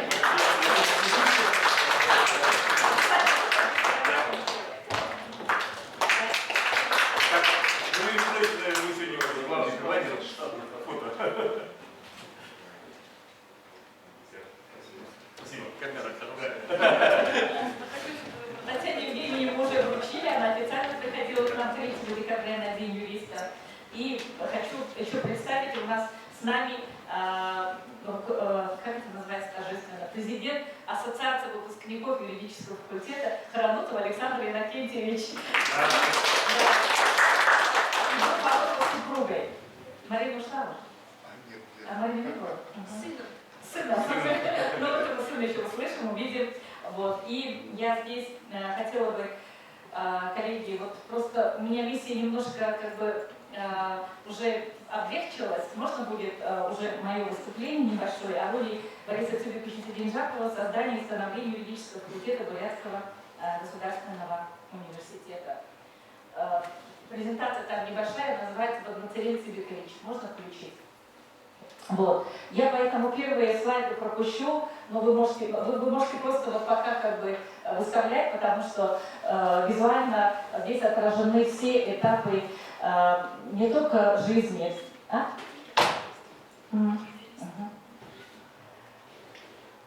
Вот. Отсюда практически все уже воспоминания в своих словах сказали, да, что Борис Цюбикович начал работать 15-летним подростком. По некоторым данным, по книжке вот, Капитона Арзанаевича Будаева, это его личный библиограф, да, можно сказать, потому что первая книга о Борисе Цюбиковиче написана Капитоном Арзанаевичем еще далеко, 2006 году, да, в 2006 году. Потом вышла книга журналиста Натаева, вот она здесь у вас представлена, «На службе закона». Вот там уже приводится сведения, что он 14 лет уже начал работать, да, вот как раз Альбина Александровна, то, что говорила в Бичурском районном суде. Судебным сейчас называем, да? Да, судебным исполнителем. Вот. И с тех пор его трудовая деятельность, конечно же, была всегда связана с работой в правоохранительных органах, с укреплением законности и правопорядка. И его вот этот вот рекорд 25 лет, 25 конституционных сроков действительно нигде, наверное, на протяжении, на всей территории Советского Союза никем не побит. Пожалуй, вот знаете, вот я, поскольку сама получила направление вот Юрия Ильича Скуратова, Анны Тимофеевны, Бориса Бековича учиться в институте Генеральной прокуратуры, назывался он тогда «НИИ проблемы укрепления законности и правопорядка», который возглавлял последний генпрокурор СССР Александр Яковлевич Сухарев. Вот знаете, мы, когда учились, наша была целая армия, коллеги, да, 7 человек нас направили для того, чтобы создавать юридический факультет. Вот. Лично Степан Владимирович нам дал как бы такое напутствие, зеленую путевку. И в этом институте знали лично Бориса Цыбиковича практически вся профессура. Я хочу сказать, что это такие выдающиеся имена, да, как президент Российской криминологической ассоциации Азария Ивановна Долгова. Сейчас эта ассоциация носит его имя. Генрих Михайлович Миньковский. Кстати, вот буквально через месяц будет ему тоже вот юбилей, 100 лет, и будет всероссийская конференция, посвященная его памяти. Это выдающийся криминолог. И он мне дал записку, вот Анна Тимофеевна тоже 5 лет назад выступала на конференции и говорила, да, с какими только записками она не ходила к светилам юридической науки. И вот я с напутствием от Бориса Цыбиковича пошла, когда поступила в аспирантуру, и он мне, представляете, своим почерком на листочке написал структуру всей моей кандидатской диссертации. Мне оставалось только вот проект дорожной карты, как мы говорим, да, собрать материал эмпирический, сделать теоретическое обоснование, защитить, но благодаря, конечно же, поддержке родного тогда института, при имени Дажи Манзаровой я вот как раз и всю эмпирику набирала воспитательная колония наша, которая еще тогда была в Улан-Удэ. Вот. Это и Кузнецов, это и профессор Байков, это и профессор Лукашова. И что удивительно, вот они все были здесь, на территории нашей Бурятии. Их лично Борис Филиппович приглашал. И я хочу сказать, что Бурятия нас всегда принимала практически всех руководителей, да, органов прокуратуры тогдашнего Советского Союза, потому что прокуратура Бурятской ССР была передовой не только по раскрываемости преступления, это уже нонсенс, наверное, да, все знают, что практически была 100% раскрываемость по всем тяжким и особо тяжким преступлениям, но и по всем различным другим направлениям укрепления законности и правопорядка. Поэтому они знали Улан-Удэ, Бурятию не понаслышке. И, конечно же, авторитет Бориса Цыбиковича позволил, значит, как бы сказать, помочь, ну, да, вот, республике подготовить юридические кадры. Но я здесь немножко зашла вперед, многие здесь указывали, что, будучи прокурором республики, Борис Цыбикович установил прямую связь с ректором Свердловского юридического института, нынешний УрГУЮА, и ежегодно сам лично участвовал в отборе абитуриентов. Вот. И благодаря ему, значит, 42 выпускника школ города Улан-Удэ отправили учиться в Свердловск. И мало того, что он их отправлял, он еще в дальнейшем интересовался их учебой, устраивал им стажировки, практику и так далее. И вот в числе знаменитых вот этих выпускников, некоторые здесь сидят, да, вот Капитон Эрзанаевич, Олег Валентинович, Николай Будаевич и много других, это, конечно же, Юрий Ильич Скуратов, который закончил с отличием юридический институт, остался на кафедре, стал самым молодым кандидатом наук, самым молодым доктором наук, самым молодым деканом факультета, потом возглавил головной научно-исследовательский институт НИИ Генпрокуратуры, которая до сих пор является головным криминологическим центром. И, кстати, вот нашу конференцию многие годы поддерживает Союз криминалистов-криминологов, президентом которого является Мацкевич Игорь Михайлович, да, главный ученый секретарь ВАК, заслуженный деятель науки, доктор наук, профессор. И вот там, у вас, уважаемые коллеги, на столе есть сборники криминологические чтения. Он очень высоко оценивает уровень наших студенческих публикаций и считает, что БГУ, вот в его последнем сборнике в предисловии указано, что БГУ стал центром уголовно-правовых и криминологических исследований. Я считаю, что это очень достойная оценка, в первую очередь, профессорско-преподавательского состава, и мы все являемся его учениками. Согласны же, коллеги, да? То есть это не на пустом месте, и Игорь Михайлович Мацкевич не смог лично приехать, потому что сейчас, именно в этот день, проходят юбилейные мероприятия тоже моего альма-матер, НИИ Генеральной прокуратуры, университета прокуратуры. Вот. Но в целом он также отправил обращение, которое войдет в сборник материалов. Вот. И я хочу сказать, что в нашей республике, за ее пределами, очень много благодарных Борису Цыбиковичу за поддержку вот во всем. Он был практически первым кандидатом юридических наук. В 1973 году он защитил кандидатскую диссертацию по тогда государственному праву. Да? Вот. И вы понимаете, да, вот сейчас защищать диссертацию тяжело, а в те годы, когда практически советов-то не было, и при этом же он был действующим еще прокурором республики, я считаю, что вот это только благодаря его целеустремленности, трудолюбию, умению организовать любую работу, правильно выбрать тему, руководителя, виссовет. Вот это, во всем этом, конечно же, проявлялся его талант именно как ученого и последующим преподавателя. И когда он стал уже кандидатом юридических наук, да, он получил приглашение в 1984 году читать советское право, ну и другие юридические дисциплины, да, в первую очередь правнадзор, конечно. Степан Владимирович тогда уже зорко смотрел вперед, и мы знаем, что он выдающийся стратег, и на ИСТФАКе была создана новая специальность дополнительная, преподаватель советского права в средней школе, да, вот. И я вот как раз представитель вот этого первого курса вместе с Антоном Шараповичем Бадмаевым, Анной Тимофеевной Тумуровой, Андреем Дашевичевым Ужиевым, да, вот они создавали, ну, так скажем, свои собственные юридические кадры еще в те 80-е годы.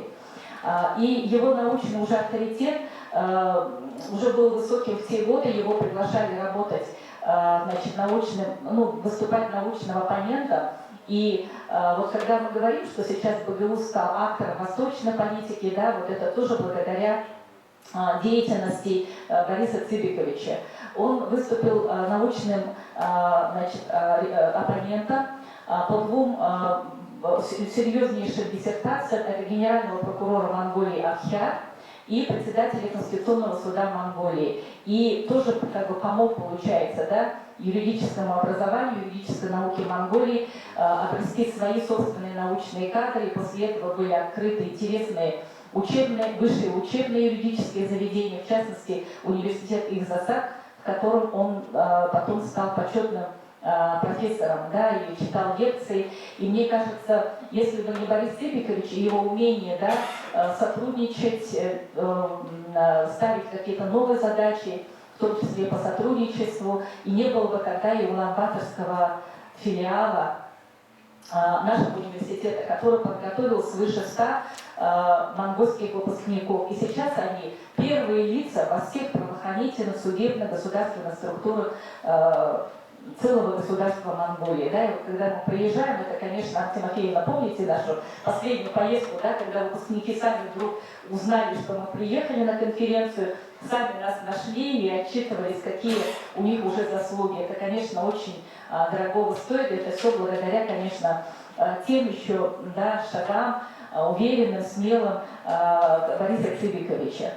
Он принимал здесь вообще каких, ну, только не светил, да, юридической науки.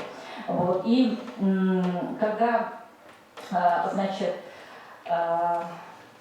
Борис Цыбикович, вот я можно про свой личный момент скажу.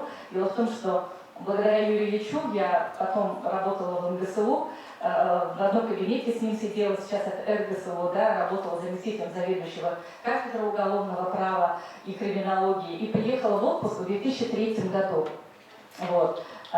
И он вызвал меня к себе в кабинет, это вот здесь сейчас сидит Юрий Владимирович, и грозным голосом сказал, иногда он умел действительно, да, потому что мы-то и все, кто не работал под Борисом Цыбиковичем, да, в прокуратуре, его просто знаем как самого, наверное, доброго, да, его даже мы называли адвокатом всех студентов, да, Татьяна Евгеньевна, потому что он действительно умел в каждом студенте увидеть его достоинство, да, даже если это был и не совсем родивый.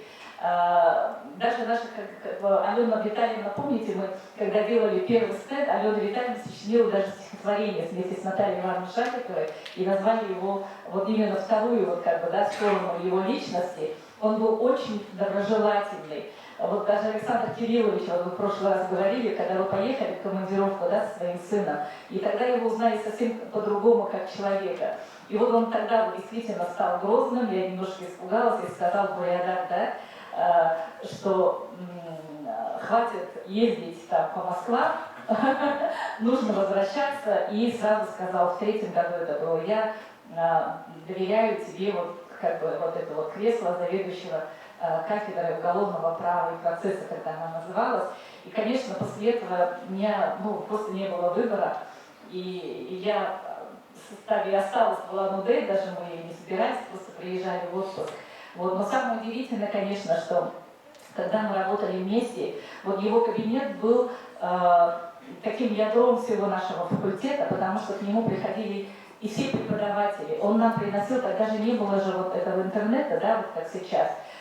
Материалов было мало, и он скопировал все журналы, интересные статьи, сам лично, нам раздавал. И все вот эти копии, я тоже сохранила, напротив, там все его комментарии, да, и в том числе критические. Он знал всю статистику по преступности в голове, он мог вообще вот оперировать такими материалами судебной практики, да, но это действительно, это можно долго рассказывать, и мы, конечно, получили большие уроки. Но вот я всегда, с сожалением, вот начинаю, как бы, когда анализирую, да, свои первые шаги здесь, в стенах своего альма-матер, что надо было просто записывать все, что он говорил.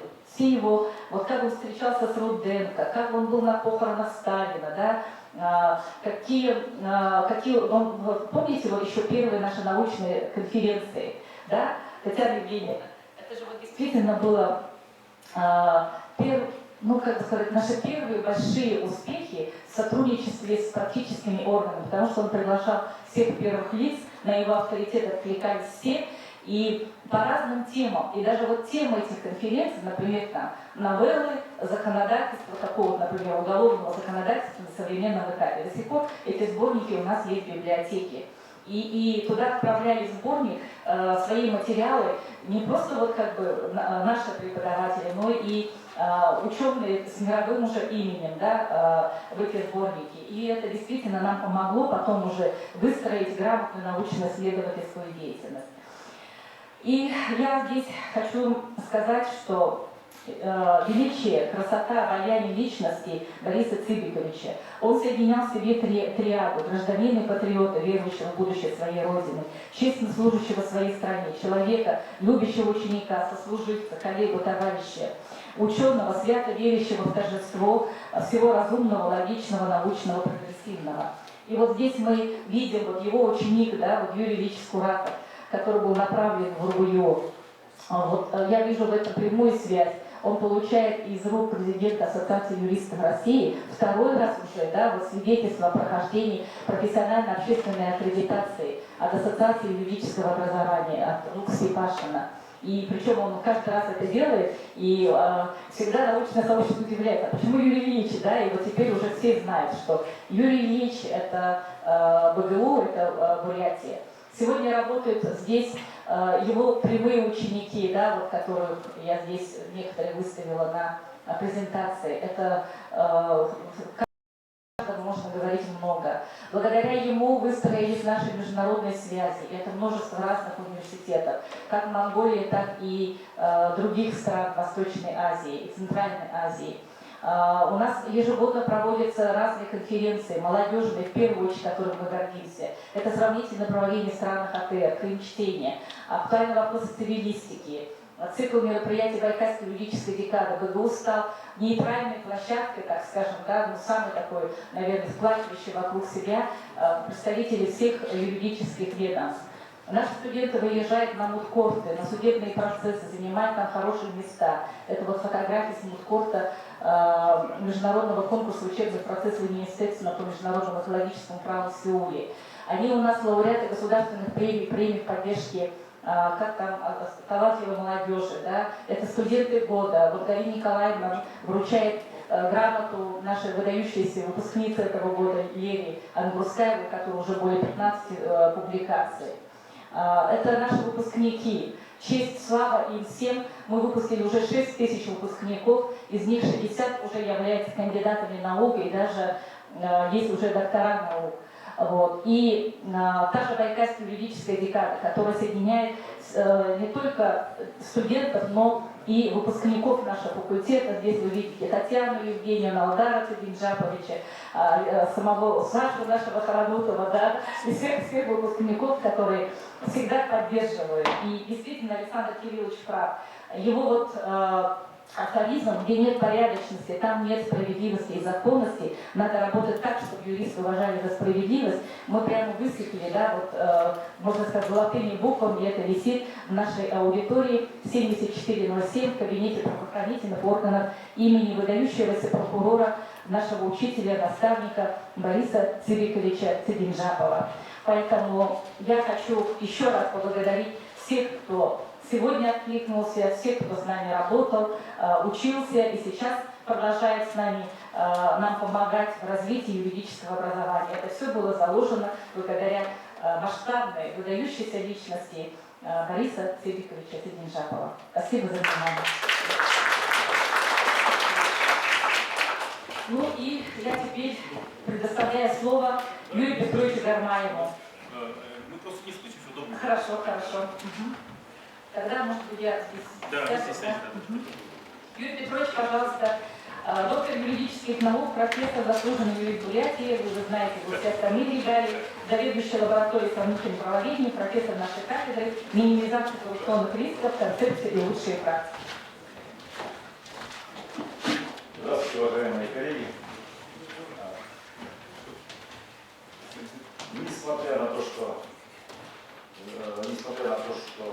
сегодня такой жаркий день и так много было сказано в честь и славу Бориса Цибиковича, разрешите и мне внести небольшую лепту.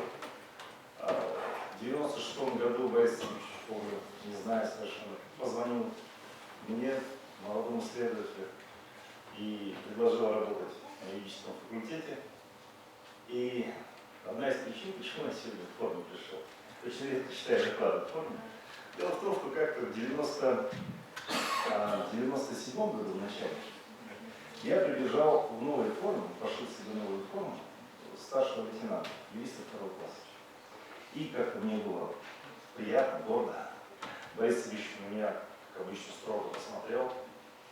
Он взял меня за рукав в свой кабинет, завел и говорит: ты неправильно погоны оформил.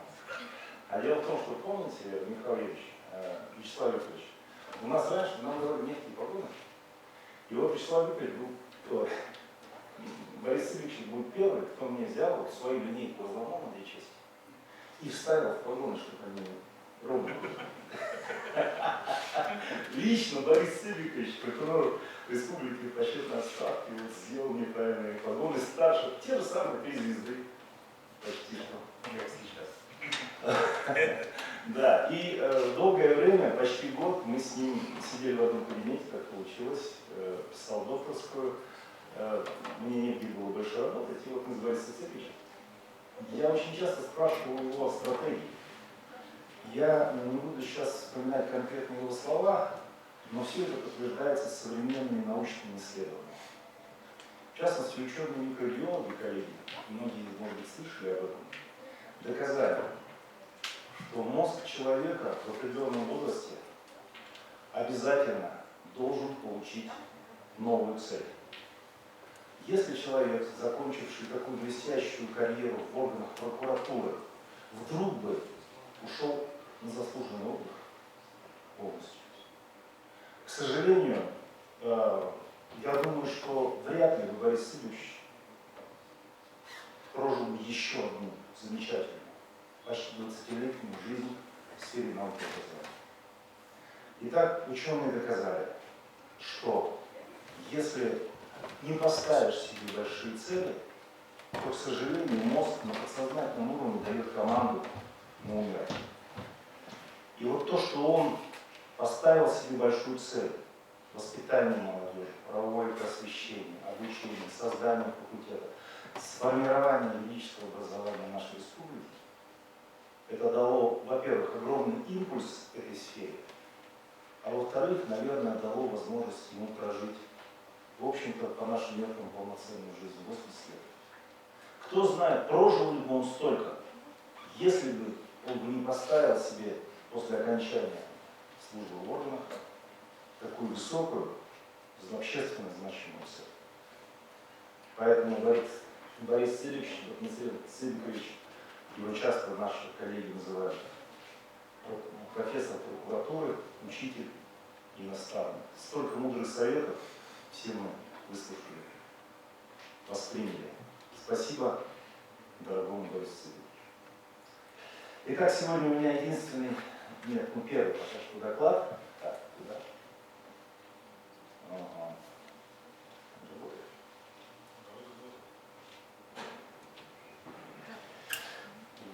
Значит, не понимаю. На экран, да?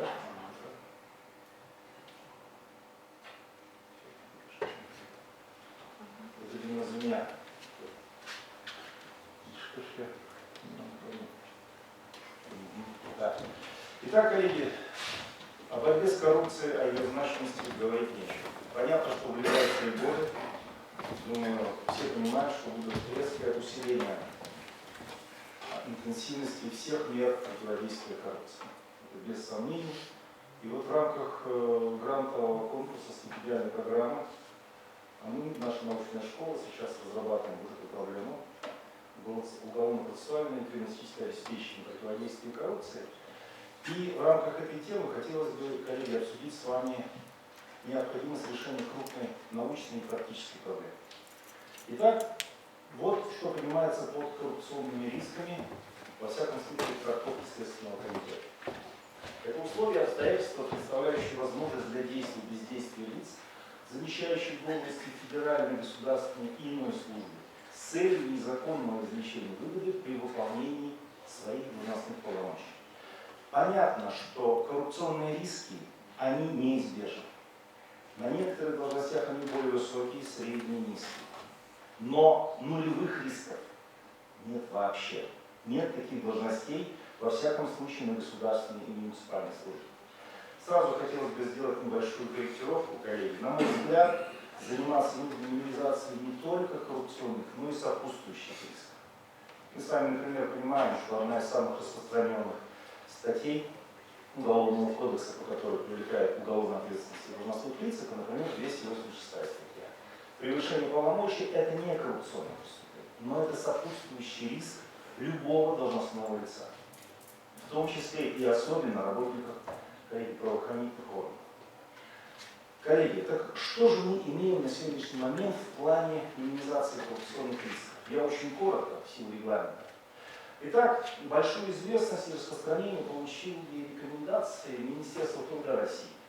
Вот обратите внимание, как представлена задача по минимизации коррупционных рисков.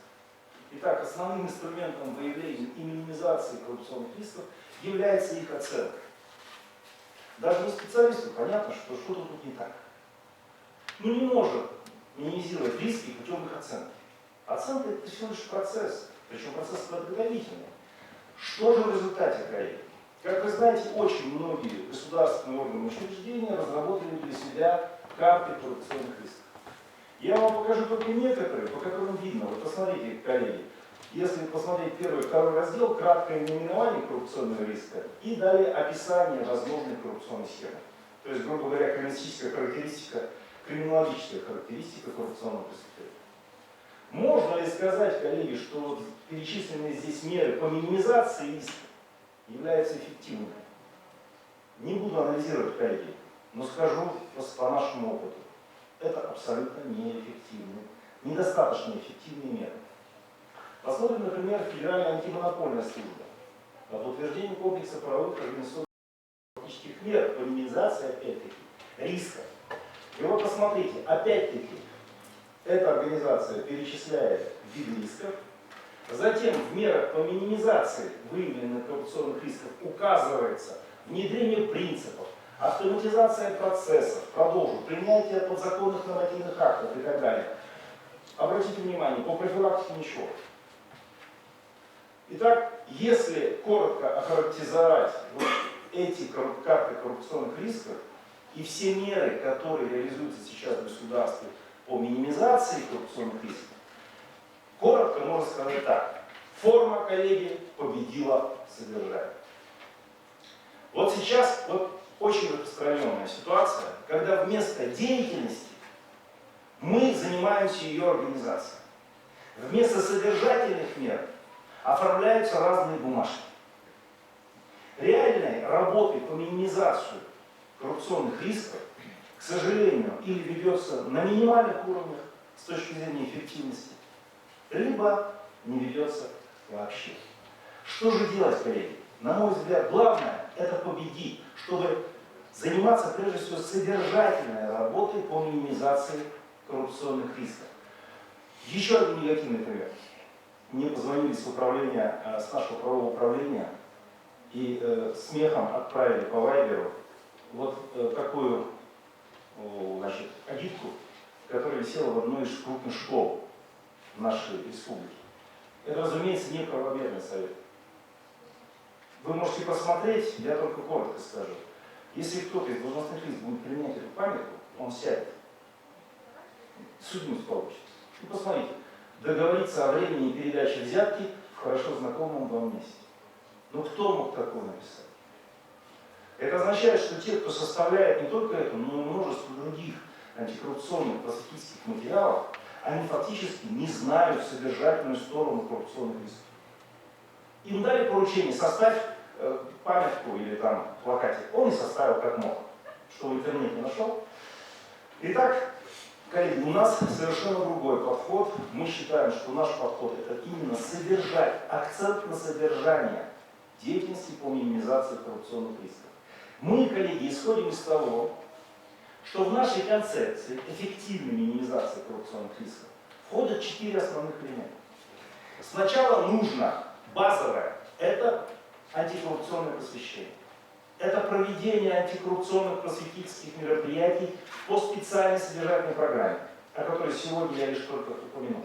Во-вторых, организационно-профилактические меры. Это все то, что описывается у нас и в правоохранительных, и в судебных органах. Есть масса нормативного материала, создание инструкций, законных нормативных актов, регламентов и так далее. Это все правильно, это все нужно. Но в отрыве от остального это неэффективно, коллеги. Третий раздел – индивидуальные консультации юриста. Вот этого нигде не увидите. Нигде, ни в одних картах коррупционных рисков я это прокомментирую. И, наконец, коллеги, защита от клеветы, необоснованных рисков честных граждан. Вот на этих двух последних элементах я бы хотел обратить ваше особое внимание. Существует, наукой давно это установлено, некие необоснованные коррупционные и сопутствующие им риски. Ученые и криминологи давно бьют, так сказать, бьют тревогу по поводу вот именно необоснованных рисков. О чем речь, коллеги? Вот даже если взять, я специально не стал брать статистику ни по республике, ни в целом по России, но если взять 100 заявлений и сообщений о признаках коррупционного преступления, то в среднем будет возбуждено примерно 30 уголовных дел. Подчеркну, не в нашей республике, это некое среднее. Для статистики здесь студенты, чтобы проще было понимать. Это означает, коллеги, что по крайней мере 70 человек ведь заподозрили необоснованно, да? Следственные органы или оперативные подразделения провели проверку, убедились, отказали. Соответственно, распространены факты необоснованных рисков, коллеги, очень широко распространены. К примеру, коллеги, Много лет уже провожу занятия по антикоррупционному просвещению в судах и следственных органах. Вот в прошлом году мы проводили занятия, присутствовали 18 только председателей судов субъектов Российской Федерации. И на каждом таком занятии я вынужден говорить о мнимых посредниках, о мнимых мошенниках, о мнимых посредниках во взяточестве. Дело в том, что вокруг каждого судьи, который работает больше, чем 2-3 года, обязательно крутится какой-то мошенник, который берет взятки под него. То же самое и под прокурора, то же самое и под следователей. Причем, что характерно, коллеги, чем принципиальнее и порядочнее судья, тем больше вероятности, что под него будут брать. А соответственно оперативное подразделение получает лживую информацию о том, что конкретный судья или прокурор или следователь коррупционер. Что это такое? Это необоснованный коррупционный риск. К сожалению, самые порядочные наши профессионалы, так сказать, оболганы зачастую бывают. Я думаю, Вячеслав Викторович, если мы бы с вами сейчас поговорили, вы бы рассказали, сколько раз вас обвиняемые, и меня тоже, да, обвиняли в том, что мы совершили коррупционные или должностные преступления. Ну, наверное, будет больше сотни раз, да, за жизнь, Вячеслав Викторович. Итак, можно ли в рамках минимизации риска предупреждать и бороться в том числе и с необоснованными?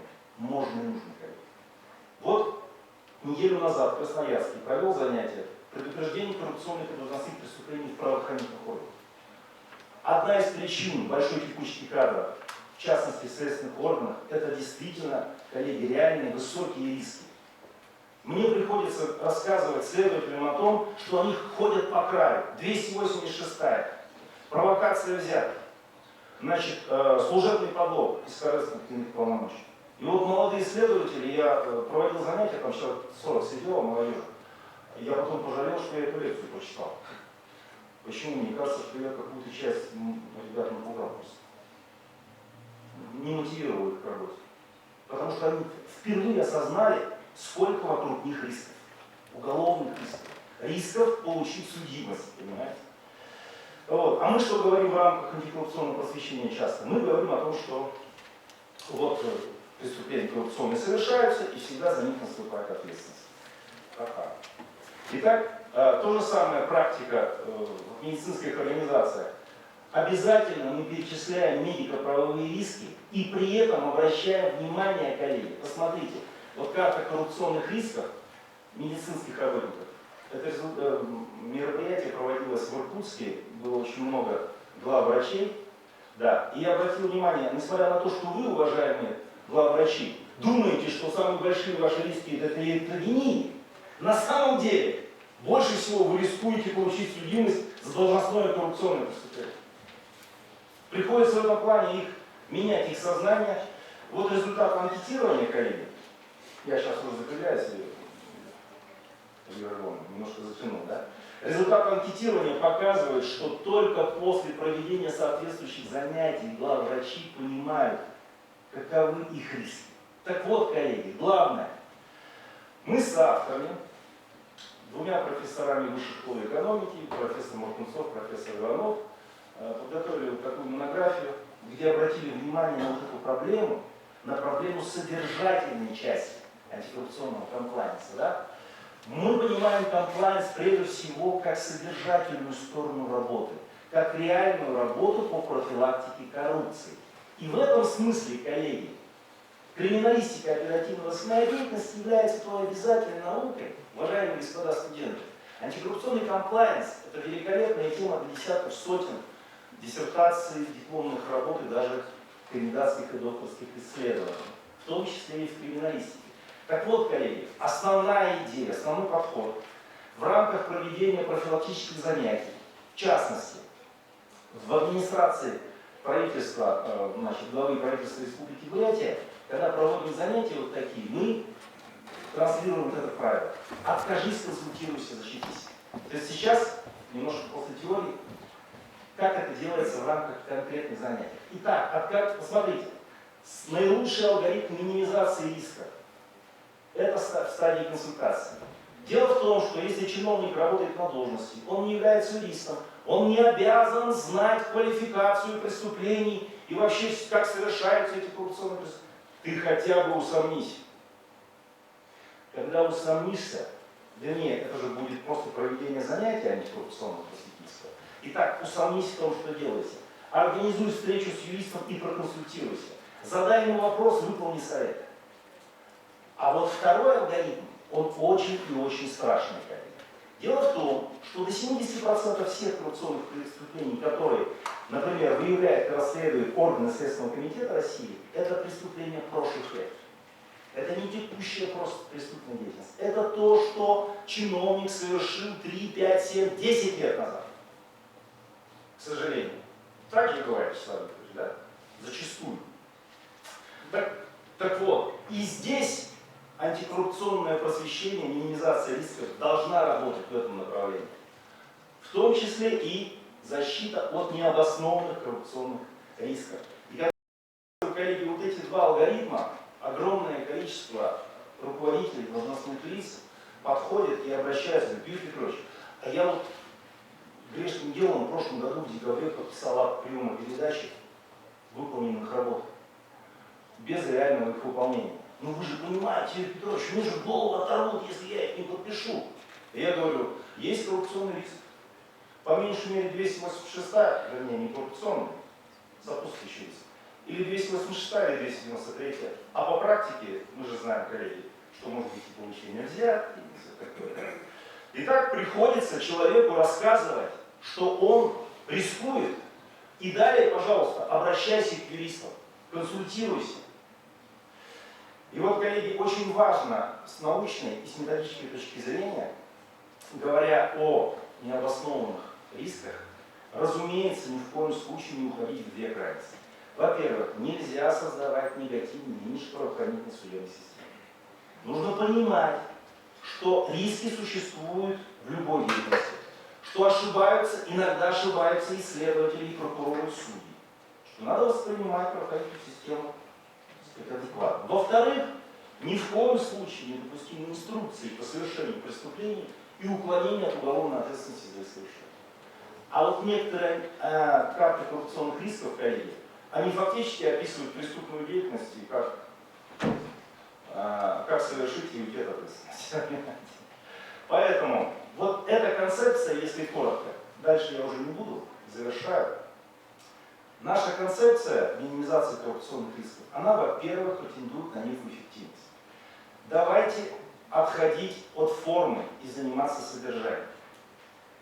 Профилактика коррупции – это всегда, это прежде всего меры по антикоррупционному просвещению.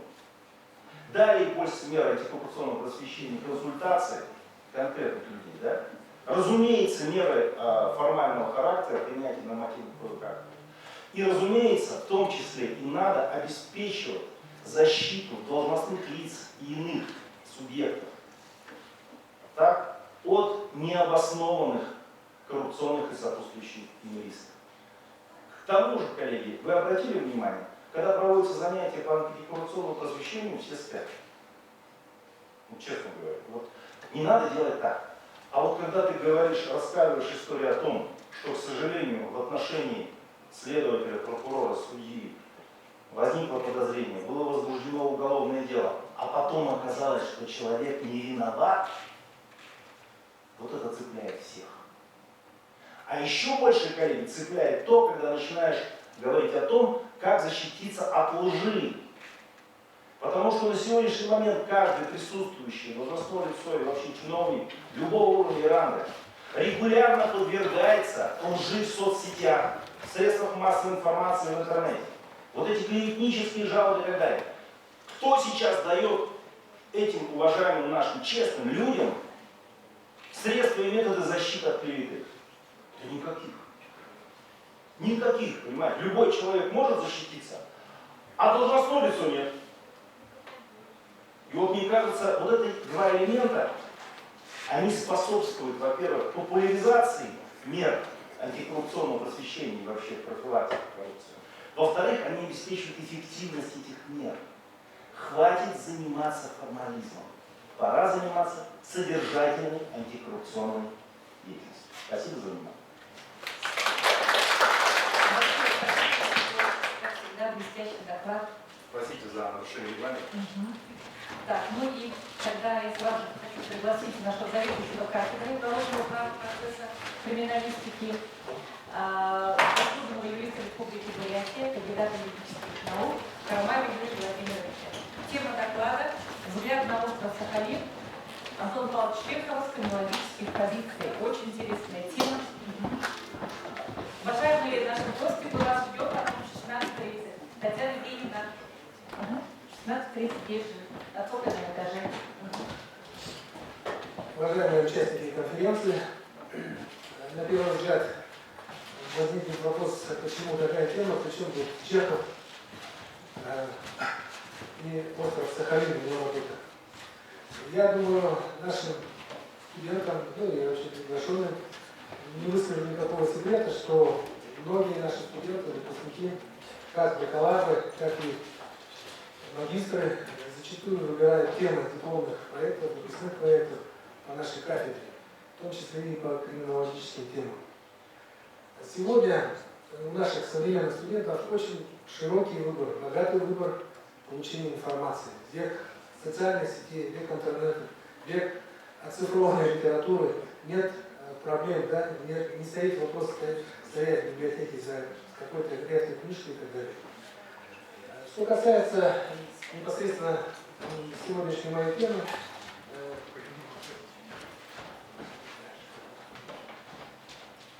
я бы хотел отметить следующее, что Антон Павлович Чехов в молодом возрасте, 30-летнем возрасте, в конце 19 века совершил поездку на остров Сахалин, практически самый удаленный, да, на востоке территория Российской империи.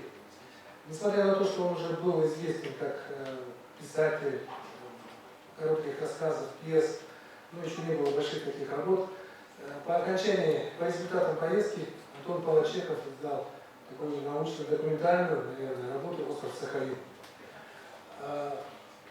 Вполне понятно, что в 19 столетие, чтобы добраться из Москвы на остров Сахалин, приходилось, видите, на слайде, да, менять виды транспорта. Скажем, если до Ярославля можно было на поезде, длительная дорога до Урала уже на водном транспорте, на пароходе. Сам Урал прошли тоже по железной дороге до столицы Западной Сибири, города Тюмени. Ну а дальше, как указывал сам знаменитый писатель, началось конно-лошадиное странствие. То есть из Тюмени вплоть до Сретенска, Забайкалья. Это тут преодолел великий писатель именно на лошадях. Я отдельно в конце еще остановлюсь о пребывании в Верхнеудинске, тем более у нас торжества, посвященные столетию, чуть-чуть я остановлюсь. Вообще, я хотел бы обратить внимание, что готовя выпускные работы, наши студенты сегодня имеют возможность, да, использовать обширный перечень литературы, в том числе дополнительные, факультативные. В частности, мы, преподаватели криминологии, предлагаем им отталкиваться не только от специальной юридической литературы, да, но и широко использовать исторические источники, документальные, краеведческие, в том числе и художественную литературу. О серьезности намерений Антона Павловича Чехова говорят те факты, что прежде чем туда отправиться, Антон Павлович прошерстил или проштудировал большой перечень литературы, в том числе и юридической, уголовный процесс, историю, ссылки, ну и так далее, и так далее. В целом он тщательно ознакомился с статистикой Главного тюремного управления, отчетами, поэтому все это говорит о том, что, несмотря на то, что по образованию Антон Павлович Чехов был медик, по призванию литератор, да, ну а по работе в остров Сахалин и по другим рассказам можно сказать, что Антон Павлович неплохо разбирался и в криминологии, в том числе, и юриспруденции, и в криминологии. Обратите внимание, я просто небольшое отвлечение. Если то есть путь до Сахалина по Северному пути у него составил 81 день, да, это путь в основном, каким образом отправлялись на Сахалин, Забайкалье, да, на Нерчинскую каторгу большинство уголовно-преступного элемента, северного. Но и был еще второй путь. По этому пути Антон Павлович Чехов уже ближе к декабрю возвращался домой в этот же год, 1890 году. А вот такая известная аферистка, воровка, мошенница, как Софья Блюшейн в свое время была отправлена, как и многие другие преступники, именно южным путем. То есть их ранней весной собирали в порту города Одессы, садили на пароход, дальше через Черное море, Средиземное, Красное, Индийский океан, Тихий океан. Поздней осенью прибывала вот эта армия ватага, целая, отбывать наказание на остров Сахалин. Ну, давайте, просто я еще остановлюсь, что помимо статистических данных, Антон Павлович Чехов особое внимание уделил уже тем работам современников, известных авторов. Например, Сергей Васильевич Максимов, известный работает в «Сибири каторга», которая нам очень интересна, поскольку он раскрывает порядок отбытия каторжан именно в Нерчинской каторге. Он очень хорошо расписывает не сам быт и содержание этой каторги, но и взаимоотношения каторжан, беглых каторжан с местным населением. Кстати, он очень хорошо описывает их взаимоотношения с местным населением. Правда, он пишет харинский бурят, то непонятно, что это хоринский бурят. Что большое количество лиц, проживающих по Чекою, Хилку, старообрядцы, понятно, это семейские, да? То есть очень интересные факты у Сергея Васильевича Максимова, мы уже ранее, я как-то уже говорил об этом. Очень хорошая ссылка американского писателя Джорджа Кеннона, который единственный, кто из зарубежных авторов, да, по высочайшему позволению было разрешено побывать на всех практически ссылках, каторгах, тюремных учреждениях Сибири, и по итогам которой вышла работа «Сибирь и ссылка».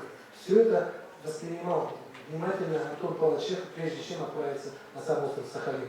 Ну и привлекает внимание работа Петра Филипповича Якубовича, который сам прошел через каторгу, да, его работа в мире отверженных тоже представляла, как сам пишет, отмечает Антон Павлович Чехов, большой интерес.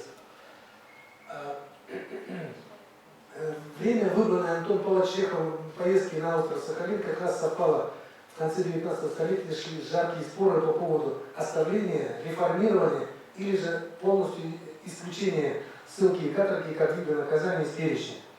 Вот.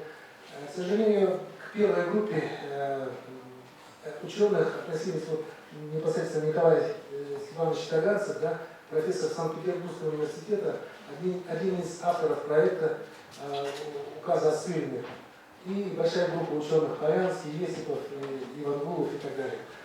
В свою очередь, очень приятно осознавать, что были и противники существования этой каторги, в частности, Гогин, Гриль, Петрожицкий, Фоминский и так далее.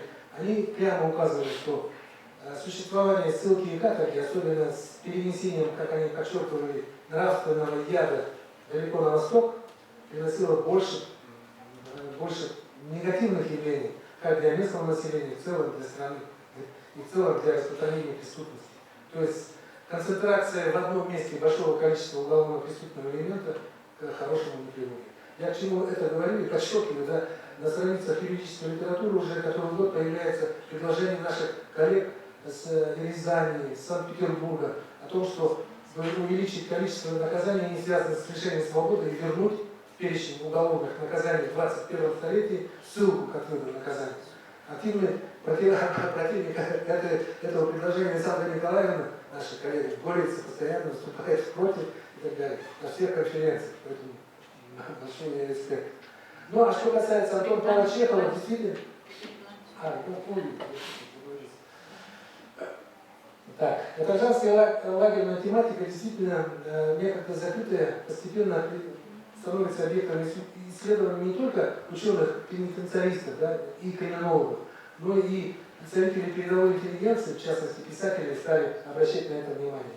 Ну, я пропущу, просто скажу, что, вот, например, Федор Михайлович Достоевский, который сам 4 года отбыл в Омском остроге, вполне понятно, кому как не ему говорить о правовом положении каторжан середины 19 столетия. Ну и так далее, я уже о некоторых отмечал. Просто хочу сказать, что постулаты криминологии, теории криминологии прямо отмечают, да, 4 основных элемента. Это преступность, социальные явления, причины, личность преступника, предупреждение.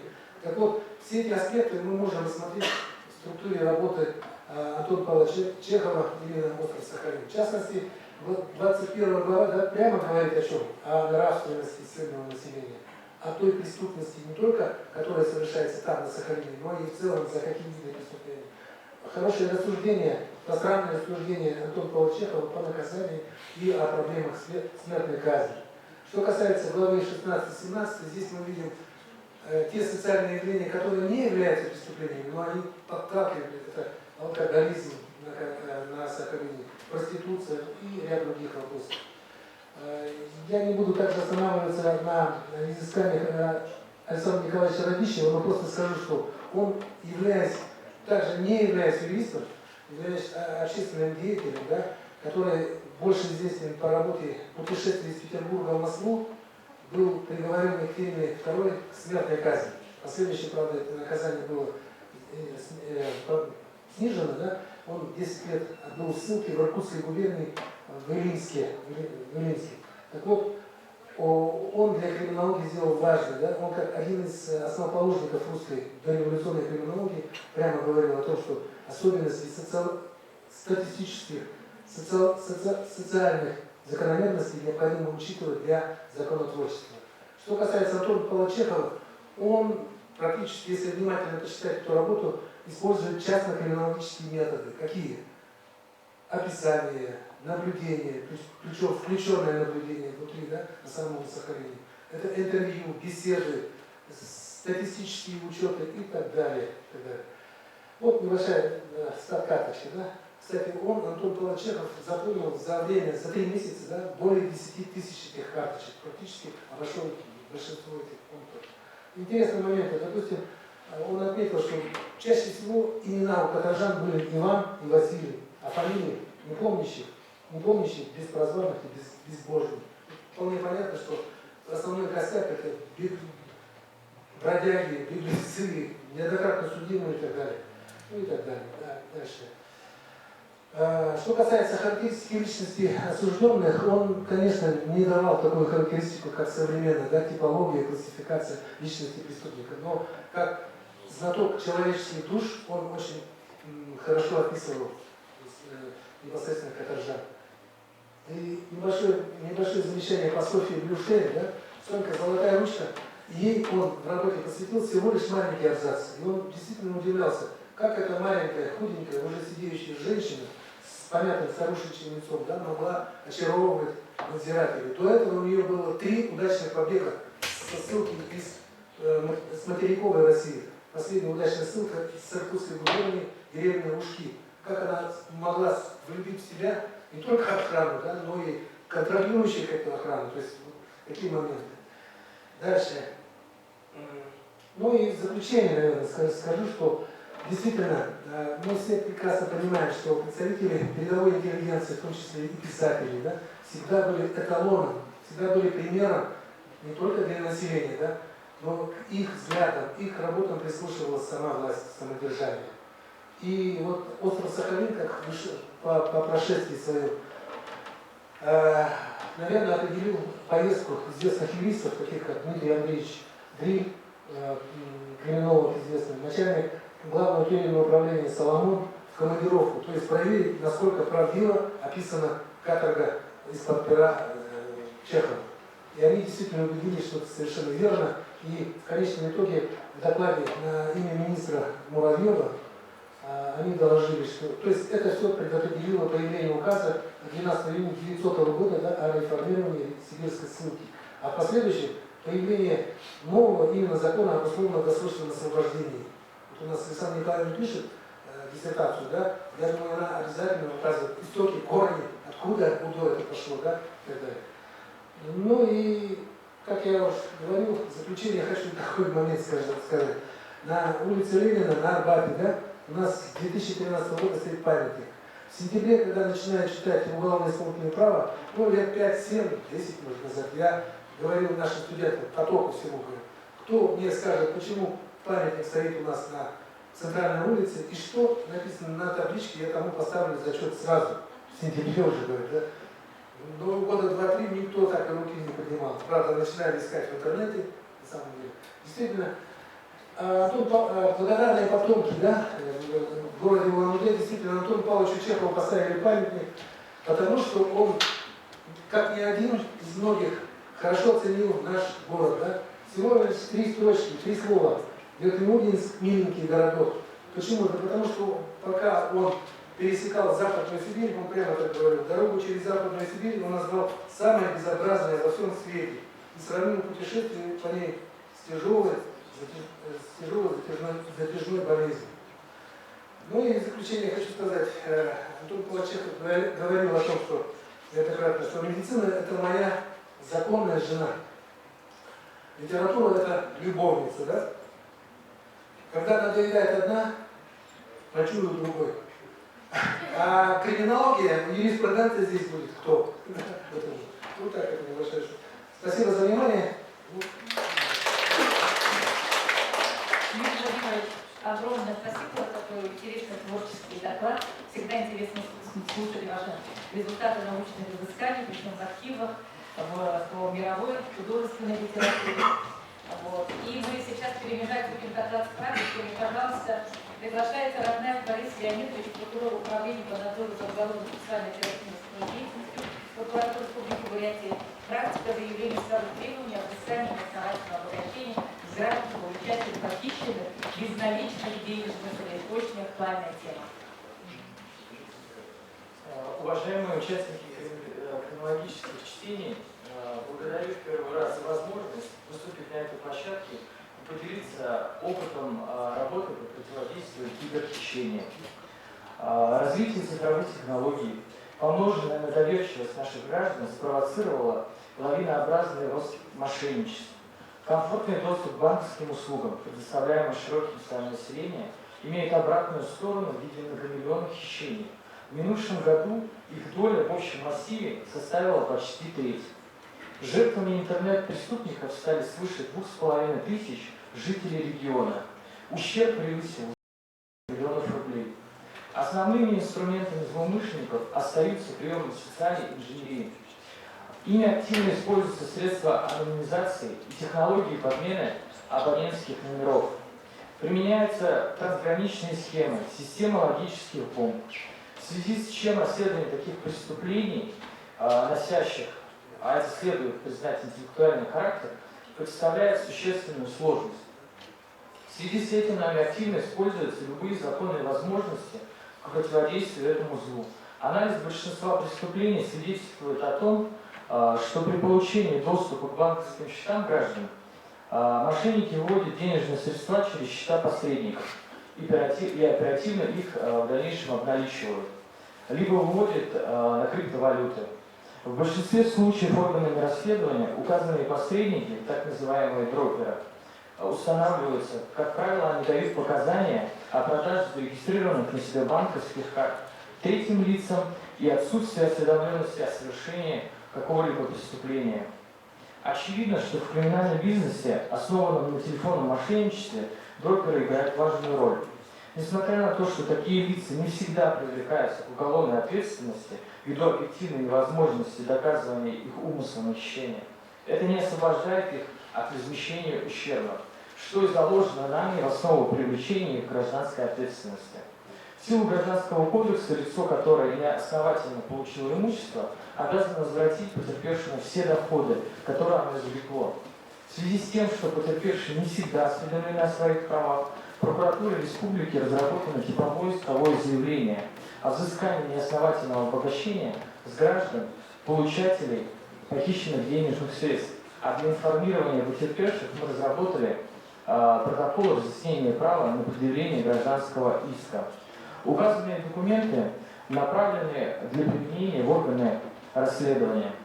Кроме того, потерпевшим разъясняется право на предъявление иска о возмещении неосновательного обогащения, проценты за пользование чужими денежными средствами, судебных расходов к лицу, на счет которого поступило похищенное. Не ограничиваясь разъяснениями, мы вышли с законодательной инициативой об оказании бесплатной юридической помощи гражданам, потерпевшим от преступных посягательств, совершенных с использованием информационных технологий на республиканском уровне. Документ проходит процедуру согласования в профильных комитетах Народного хурала. Усилия прокуроров и следователей также сосредоточены на обеспечении своевременного наложения ареста на банковские счета получателей переводов. По одному из уголовных дел о кибермошенничестве, к примеру, установлено, что банковская карта, на которую потерпевшая перевела 120 тысяч рублей, оформлена на жителя Калининграда, где похищенная обналичена через банкомат. Следователю наложен арест на счет брокера. После разъяснения возможности взыскания денежных средств владельца карты, оказания помощи в составлении этого иска, потерпевший реализовал свое право на обращение в суд. И несмотря на доводы ответчика об утрате банковской карты, Московский районный суд Калининграда удовлетворил исковые требования, потерпевшие о взыскании с брокера неосновательного обогащения. Судебное решение исполнено. Этой позиции придерживается и высшая судебная инстанция. В обзоре судебной практики Верховный суд России указал, что в подобных делах истец должен доказать факт приобретения имущества ответчиков, а тот, наоборот, подтвердить наличие законных оснований для сбережения этих активов. Кроме того, судом указано, что утрата карты сама по себе не лишает клиента прав в отношении средств, находящихся на банковском счете, и возможности распоряжаться этими средствами. Социальный портрет потерпевших свидетельствует о том, что каждое пятое такое преступление совершается в отношении граждан свыше 60 лет. По этой причине прокуроры ориентированы на незамедлительное обращение с исковыми заявлениями в суд по таким делам в порядке статьи 45 Гражданского процессуального кодекса. Данная норма позволяет прокурорам выступать в защиту прав граждан, которые по состоянию здоровья, возрасту, недееспособности и другим уважительным причинам не могут сами обратиться в суд. Например, в защиту 76-летней потерпевшей прокурором железнодорожного района города Улан-Удэ направлены иски в Зюзинский районный суд Москвы и Пушкинский районный суд Санкт-Петербурга о взыскании неосновательного обогащения в сумме 3 миллиона рублей. Для обеспечения исковых требований следственным органам арестованы банковские счета дроперов. Работники прокуратуры Советского района города Улан-Удэ, изучив уголовные дела данной категории и встретившись с потерпевшими, в 8 случаях установили причину невозможности ими самостоятельно заявить заявление и оставить свои права. Прокурорам в их интересах заявлены иски. Практика показывает, что на обман продаются все-таки люди самых разных возрастных категорий и профессий. Совместно прокуратура совместно с руководителями правоохранительных органов утвержден комплексный план мероприятий по профилактике IT-преступлений, которые позволяют охватить различные категории граждан.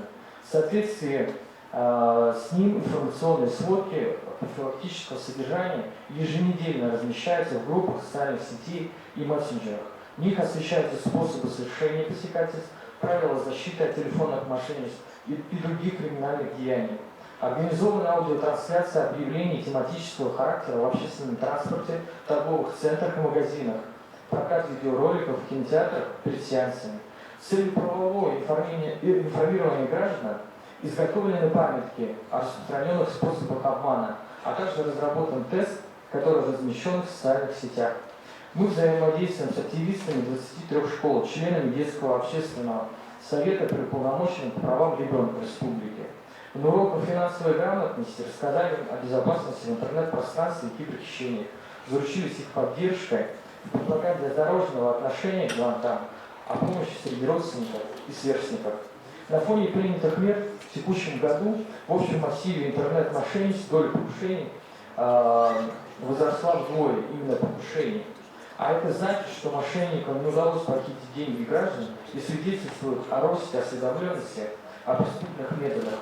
В рамках правотворческой деятельности прокуратура республики направлено предложение Генеральной прокуратуры по совершенствованию федерального законодательства. Полагаю, что имеется основания для внесения изменений в статью 45 Гражданского процессуального кодекса, которые расширили бы полномочия прокурора при предъявлении исков в пользу всех пострадавших, независимо от их социального статуса. Более того, мы предложили ввести административную ответственность за предоставление банковского счета в пользование третьим лицам и уголовную за повторное совершение такого деяния. В любом случае необходимо разработать дополнительные механизмы защиты граждан преклонного возраста, и только объединение усилий позволит сегодня эффективно бороться с киберпреступностью и сохранить деньги наших граждан. Благодарю за внимание. Борис Леонидович у нас является выпускником аспирантуры юридического факультета прошлого года. Мы вам желаем успешной защиты диссертации и успехов, конечно же, в защите прав граждан. Так, и теперь я напоминаю, да, что мы работаем в Zoom. Я хочу предоставить слово нашей уважаемой коллеге Титушкиной Елене Юрьевне, кандидату юридических наук, доценту, заместителю начальника кафедры уголовной политики Академии управления Министерства внутренних дел России. Елена Юрьевна, да. Виктория Михайловна, рада вас приветствовать. Да, мы слушаем вас. Да, Елена Юрьевна, пожалуйста, вам слово. Можно погромче сделать, коллеги. Так, у меня включено на максимуме. Теперь хорошо слышно, спасибо. Хорошо слышно, да, я повторяю сюда поближе к экрану. Спасибо большое за приглашение участвовать в вашей конференции. Мне очень приятно здесь быть, у вас, видеть и слышать знакомых мне людей, с которыми мы не видимся годами, учитывая просторы нашей необъятной Родины, да, но благодаря вот таким мероприятиям мы имеем возможность и видеться, и общаться, и поддерживать наши научные отношения. Спасибо вам большое. Тема доклада, которую я заявила, это правовые основы предупреждения преступлений, проблемы и перспективы совершенствования. Как совершенно справедливо было отмечено, я представляю кафедру уголовной политики. Направление, отцом-основателем которого был великий отечественный ученый Генрих Михайлович Минковский, который создал эту кафедру, и мы относимся к тому направлению политиков, которые рассматривают данное понятие в широком смысле, как политику уголовно-правовую, уголовно-процессуальную, оперативно-розыскную, уголовно-исполнительную и криминологическую. Вот как раз представителем последнего направления, криминологического или политики в области предупреждения преступлений, я и являюсь. Почему именно правовые основы? Потому что сфера предупреждения преступлений, как мы все прекрасно понимаем, это вторжением в личную сферу человека, в сферу его прав и свобод, и поэтому просто должна быть урегулирована правом. Да, потому что прекрасно с вами все знаем, что ограничение прав и свобод человека возможно только в соответствии с законом. И правовое обеспечение таким образом является исходным моментом предупреждения преступлений. Формирование правовых основ предупреждения преступлений в нашей стране началось, вы, опять же, прекрасно все знаете, в 1999 году, когда был принят закон об основах системы профилактики правонарушений безнадзорности, безнадзорности и правонарушений несовершеннолетних. Но предполагалось, что в этот период будет принят целый пакет документов, регламентирующих данные вопросы, но когда это не получилось, и процесс формирования правовых основ затянулся больше, чем на 10 лет, и только в 2016 году был принят федеральный закон об основах системы профилактики правонарушений в Российской Федерации. Завершилось ли с этим формирование правовых основ? Да, конечно, нет. Конечно, нет, потому что в действующем законодательстве имеется масса проблем, существуют еще неурегулированные вопросы, существуют определенные противоречия между различными нормами права, и, соответственно, существует широкое поле как у научных работников для того, чтобы доносить свои идеи до законодателя, и, соответственно, у законодателя, чтобы что-то воспринимать и совершенствовать правовые отношения в этой сфере.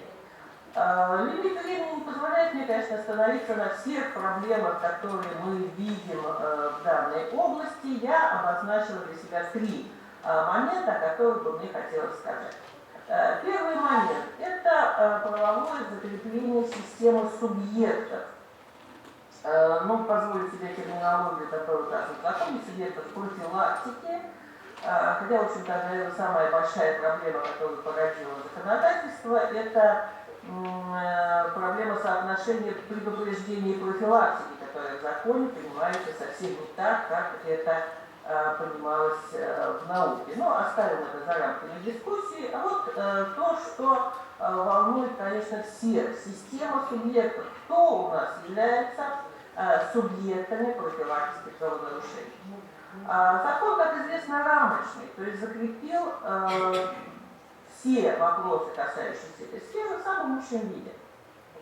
В отличие, например, от 120-го закона, где система субъектов поименована. Да, у нас перечислены субъекты профилактики правонарушений несовершеннолетних с закреплением их функций конкретно по каждому направлению.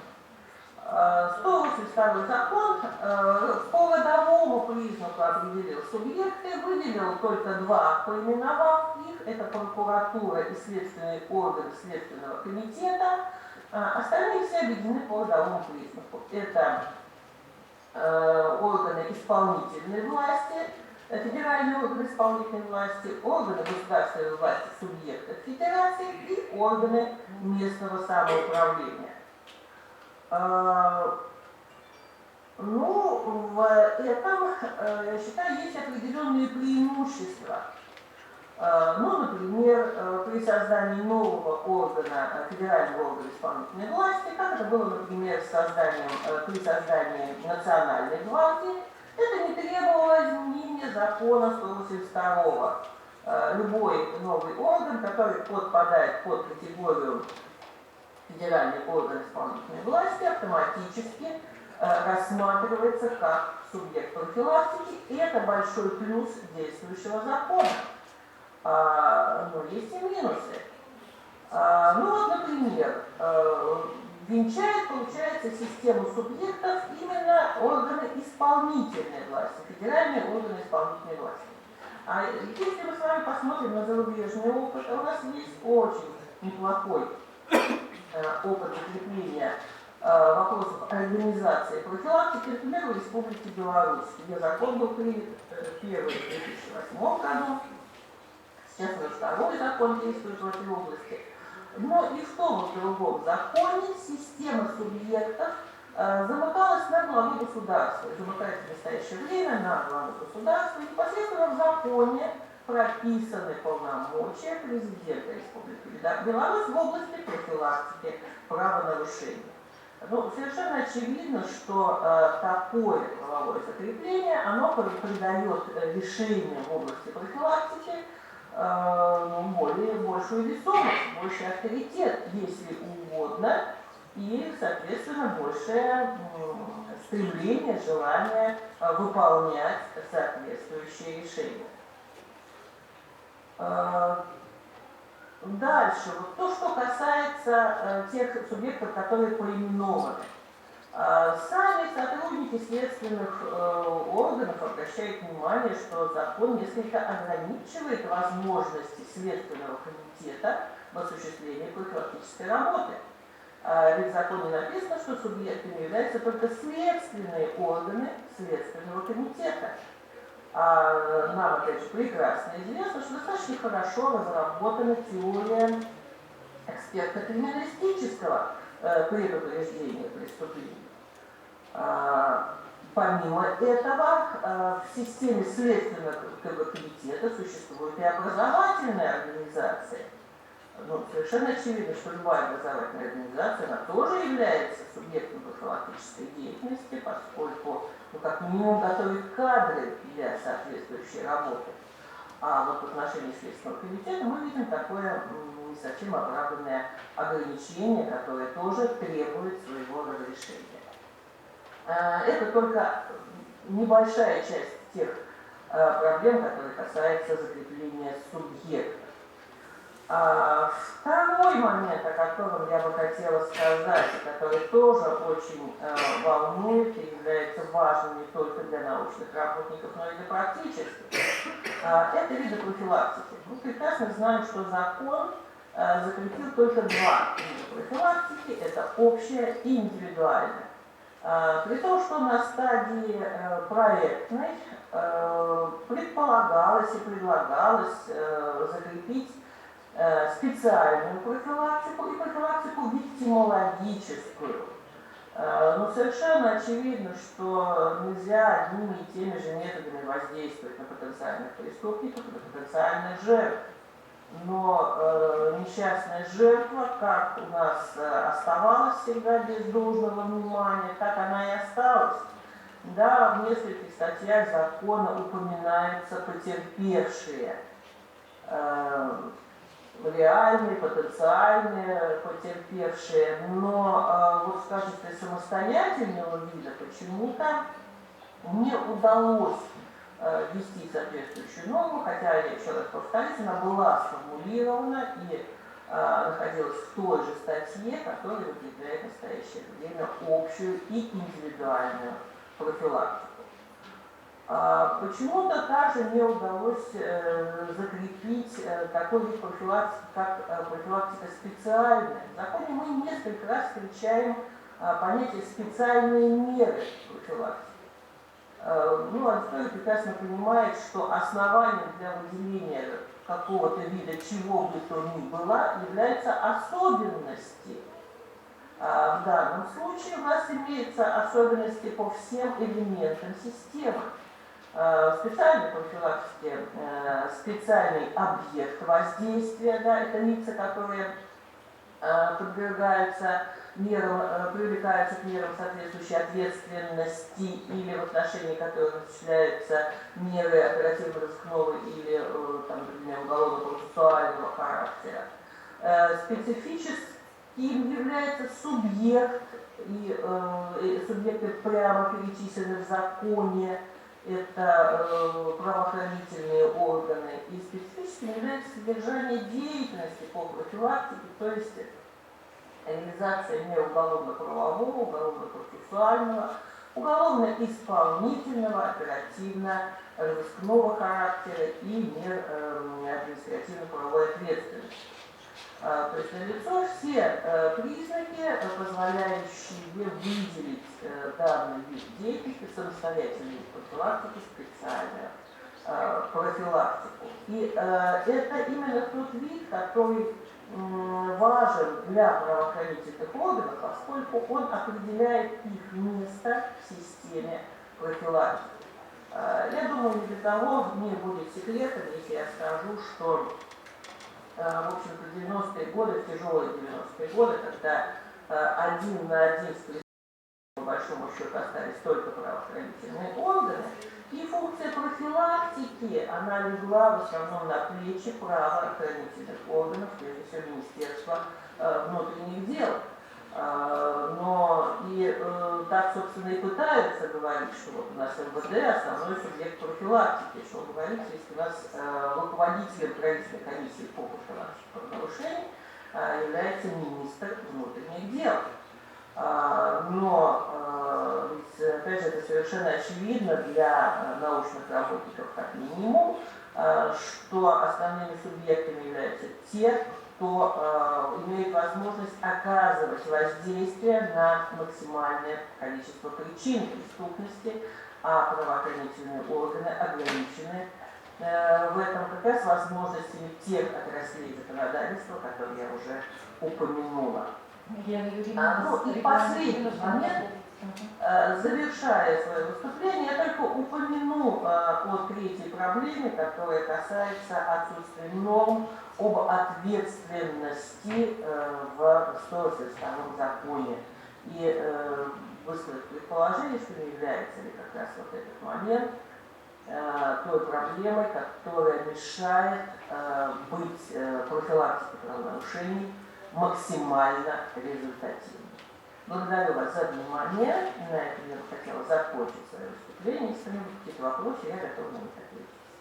Огромное спасибо, Елена Юрьевна. Давайте похлопаем, потому что действительно доклад сугубо ключевой, я считаю, по тематике нашей конференции, да, и проблемы профилактики, конечно, они ключевые, да, в рамках курса криминологии, в целом для реализации уголовной политики. И мы обязательно откликнемся на приглашение, которое нам пришло по конференции, посвященной юбилею Генриха Михайловича Минковского. Это недавно как раз говорила о том, что до сих пор храню листочек со структурой своей диссертации, которую мне обозначил сам Генрих Михайлович. Ждем с удовольствием, будем вас и мы вас будем встречать. Любого варианте, который вы хотите. Еще раз благодарю за возможность выступить на вашей конференции. Огромное спасибо. Ждем вашей публикации обязательно. Ваших студентов и коллег.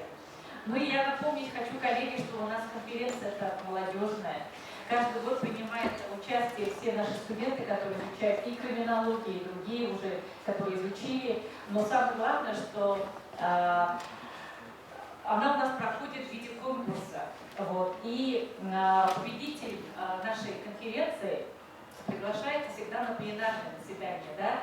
Мы уже отработали 2 дня в рамках секционных заседаний. Всего к нам поступило более 60 заявок из разных вузов Российской Федерации. И сейчас мы слово хотим предоставить победителю по первой секции Вадиму Вашагину, студенту 2-го курса юридического факультета Бурятского государственного университета имени Даши Бангарова. Тематика, вы видите, очень такая необычная. А если раньше у нас всегда были криминологические характеристики тех или иных видов преступности, сейчас тема триггеры в мотиве серийного убийцы. Здравствуйте, уважаемые коллеги, рад всех приветствовать на данной конференции и хотел бы представить свою работу «Триггеры в мотиве серийного убийцы».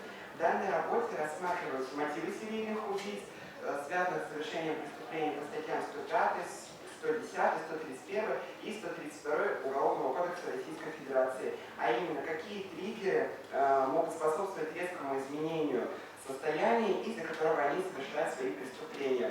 В любой период времени серийные убийцы занимали особое положение в расследовании уголовных дел, и за это брались только самые лучшие следователи, криминалисты, психологи. И в рамках своей работы они квалифицировали убийства, определяли типы серийных убийц и их особенности. В основном научные работы легли не только то есть какие-то научные изыскания, но и социологические опросы, на основании которых как раз-таки строились все предположения о личности серийных убийц. Считаю, что для понимания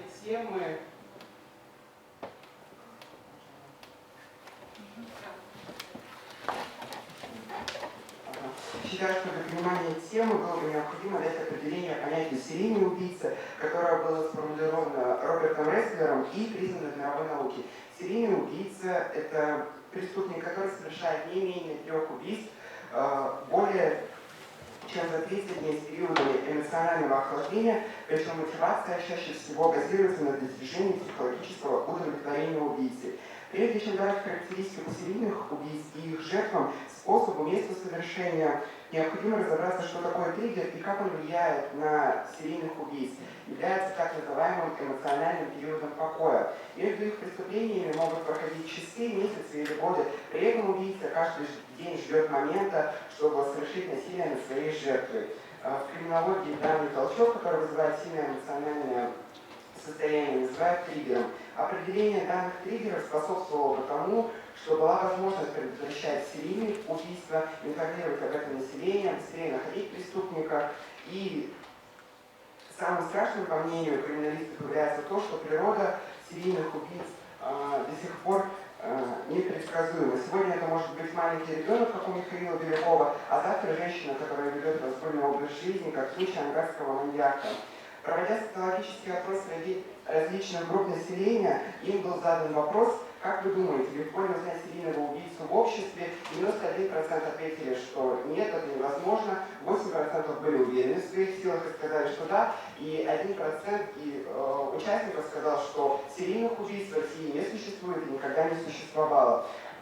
Ну, ведь, с одной стороны, действительно, его узнать достаточно сложно, потому что мы никогда не можем подумать на человека, которого нам потом предъявляют, для того же Андрея Чикатило. Никто бы никогда не подумал, что обычный учитель может быть серийным убийцей. Однако существует отдельная классификация серийных убийц, которую выдвинул психотерапевт Владимир Бехтерев. Он подразделял их на гедонистов, властолюбцев, визионеров и миссионеров. Гедонисты совершают преступления для получения удовольствия, удовлетворения своих социальных потребностей. Их делят на категории сексуальные, дестройеры града своих жертв и меркантильные. Властолюбцы уже из своего понятия намекали на то, что они любят властвовать над своей жертвой. Чаще всего данная категория серийных убийств подвергалась насилию в раннем возрасте. Визионеры совершают свои преступления по указанию высшей силы, например, Бога или дьявола, и миссионеры убивают для какой-то определенной цели, например, чистка мира. Подходя к основному вопросу триггеров, можно сказать, что большая часть из них вытекает из детства серийных убийц. Например, Михаил Попков в 7-летнем возрасте обнаружил, как его родители занимаются беспорядочными половыми связями с другом семьи, или Тед Банди в юном возрасте получил возможность увидеть порнографические материалы, и считают, что перешел ту границу, когда они перестали его удовлетворять.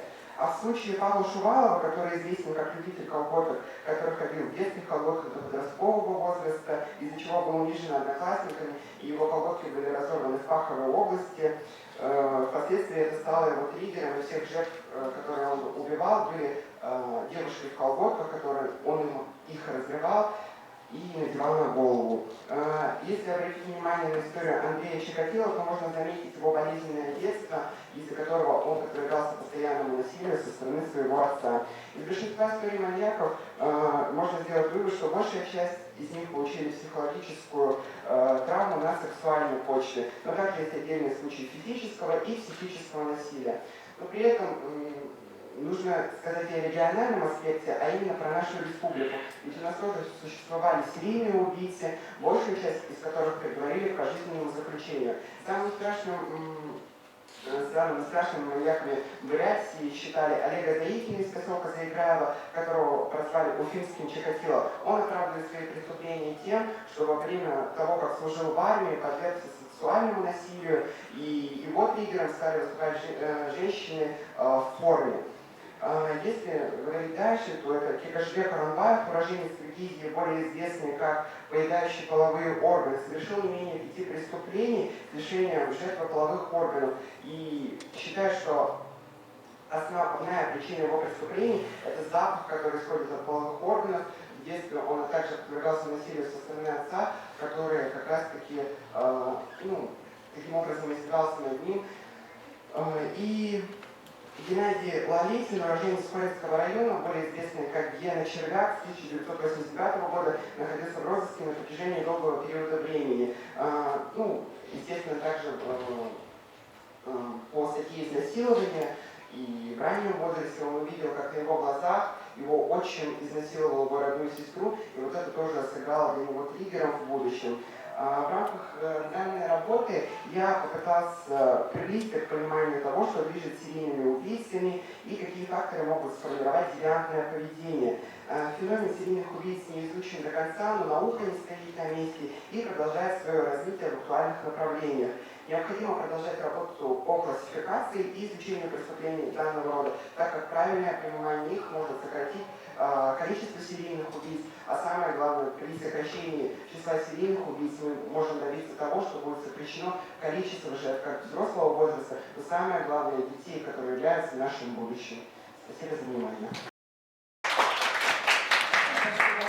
Что предоставили нам доклад, немного сокращенный, конечно, чем было на секции, но ввиду регламента. И вот у нас осталось еще один выступающий, Екатерина Ивановна. Можно будет, мы, к сожалению, не уложились, да, вот у нас 15:30, мы должны приступать к процедуре награждения. Екатерина Ивановна, можно мы, как говорится, воспользуемся возможностью публикации вашего доклада в материале сборника?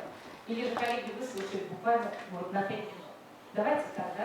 Екатерина Ивановна, можно вас тогда, уже вышло, да? Я написал, что... Вот Екатерина Ивановна есть. Да, замечательно, хорошо. Спасибо большое. Да, буквально 5 минут можно будет? Да, доброе утро, уважаемые участники. Добрый день, уважаемые участники конференции. Да, Рада присутствовать на вашей конференции. Тема моего доклада – это анализ и планирование индивидуальной профилактики преступлений. Я постараюсь очень кратко. Анализ и планирование и прогнозирование – это звенья одной цепи. Еще в советские годы данному направлению уделялось пристальное внимание. Основоположником криминологического прогнозирования является заслуженный деятель науки Российской Федерации Геннадий Арташевич Аванесов. В своей монографии «Теория и методология криминалистического прогнозирования» Аванесов отмечал, что главным условием успешного познания криминологического прогнозирования является именно изучение самой преступности и ее причин. Он исследовал прогнозирование не только преступности, но и преступного поведения и связывал прогноз с анализом и планированием предупреждения преступлений. Криминологическое прогнозирование в целом это научное предсказание изменений тенденций и закономерности преступности в будущем, которое предшествует составлению перспективного плана по противодействию преступности, а в частности прогнозирование индивидуального поведения лиц, находящихся на учетах органов внутренних дел. Такие планы основываются на принципах законности, научности, оперативности, актуальности и практической значимости, но и самое главное информационной обеспеченности. Итогом такой деятельности является всегда создание комплекса эффективных мер, приводящих к предотвращению и пресечению преступлений. Одним из результативных видов профилактики преступлений является индивидуальная профилактика, так как именно она целенаправленно направлена на оказание воспитательного воздействия на подотчетных лиц, на устранение факторов, отрицательно влияющих на их поведение. Криминологическая наука индивидуальную профилактику определяет как комплекс мер, специально направленных на недопущение преступного поведения лиц и изменение тех качеств личности, которые обуславливают реальную возможность совершения преступлений. Анализ и планирование индивидуальной профилактики преступлений являются важными элементами системы предупреждения преступности. Они помогают выявить причины и условия, которые способствуют совершению преступления, а также разработать меры по их устранению. Индивидуальная профилактика преступлений является приоритетным направлением органов внутренних дел.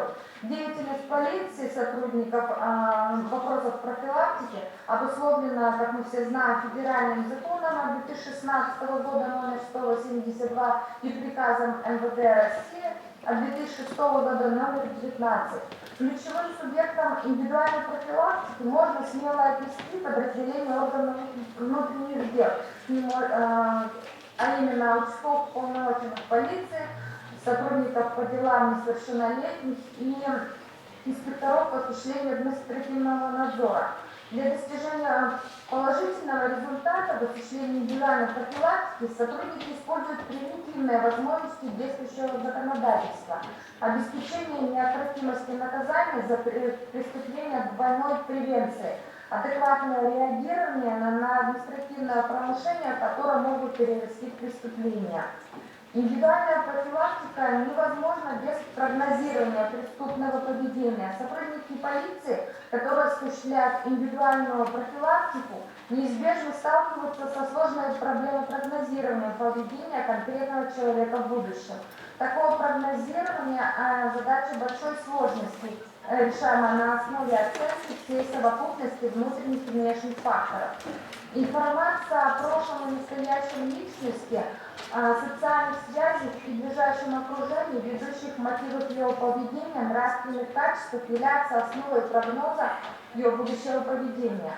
В целях полноты прогнозирования преступного поведения участковым полномочным и инспекторам по делам несовершеннолетних необходимо тесно взаимодействовать с сотрудниками уголовного розыска. Как было сказано выше, информационное обеспечение индивидуальной профилактики является фундаментом достижения ключевой цели, а это недопущение совершения преступления и своевременное воздействие и реагирование на поведение подотчетного.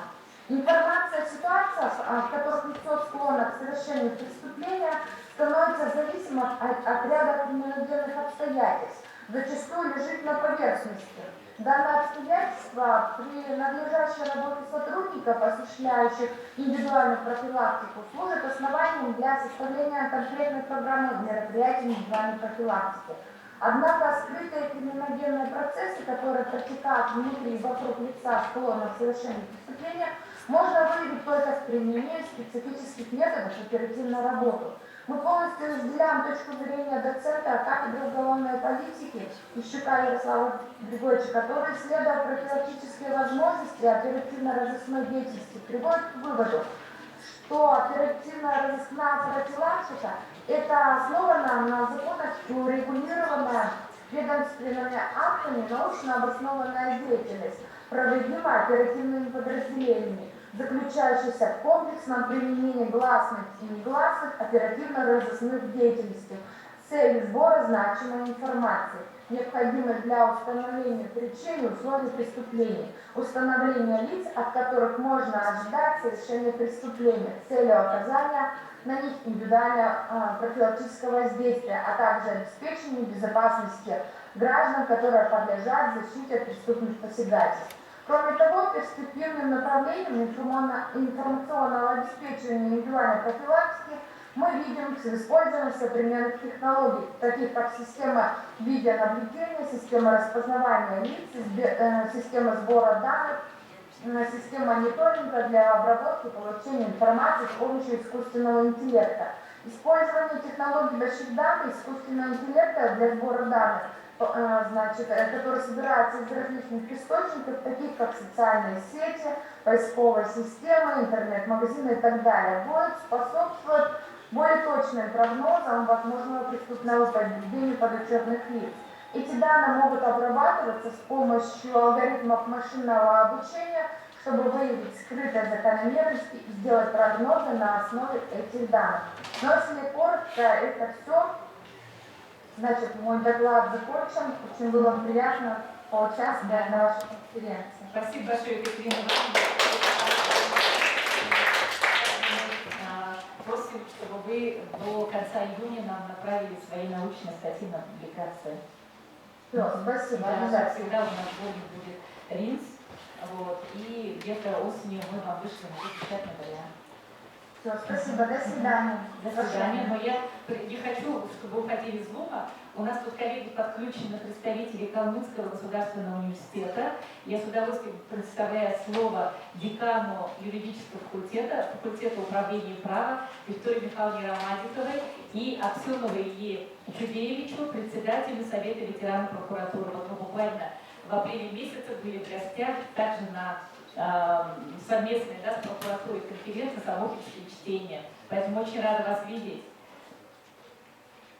Добрый день, Лидия Львовна, добрый день, уважаемые коллеги. Мы хотели бы в первую очередь выразить вам благодарности, что вы пригласили принять участие во Всероссийской криминологической конференции.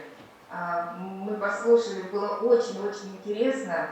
Мы с Ильей Чудеевичем даже пока вот с 8 утра принимаем участие в конференции, для себя сделали некоторые заметки, чтобы свои научные мероприятия как-то улучшить благодаря вашей сегодняшней конференции.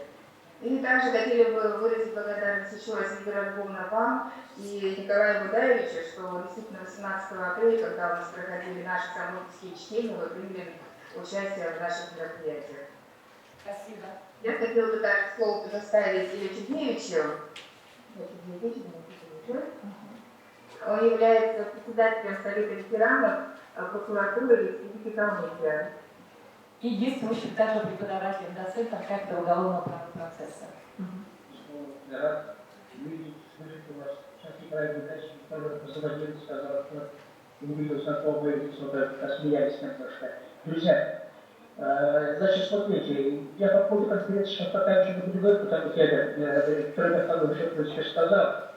Просто хотел затронуть эту тему, которую мы подняли в самом начале конференции, это о вашем прокуроре, о легендарной личности прокурора Бурятии.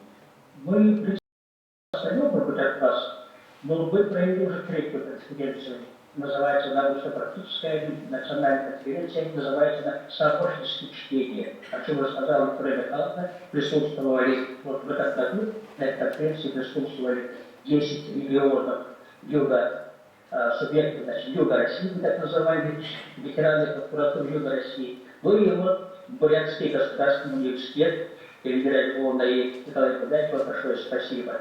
Вы им, кстати, оставили очень такой заметный совет в среде ветеранских организаций прокуратуры Юга России. Сейчас я со всеми обговариваю, снова такие итоги подводим. Вот сейчас мы обмениваемся вот этой информацией о том, что было, но и везде. Я хочу так похвалить, что ли, похвалиться и так сказать, как там наши буряты. Я говорю, как прекрасно. Они, во-первых, я говорю, я же человек, который снимал фильм, говорит, я больше внимания уделил Эльвире Львовне. Так что вы сможете этот фильм увидеть, Эльвира Львовна. Друзья мои, конечно, то, что сейчас вот сделано сейчас и о наших людях, о ветеранах прокуратуры, о известных людях прокуратуры Бурятии и Калмыкии. В принципе, эти личности по сути, по своему складу, характеру и по профессионализму одни и те же. Я, например, благодарен нашему университету, что благодаря этой площадке мне удается говорить о ветеранах прокуратуры. Уже с точки зрения того, что это студенты, это молодежь и поколение ветеранов, которые нам оставят большой след.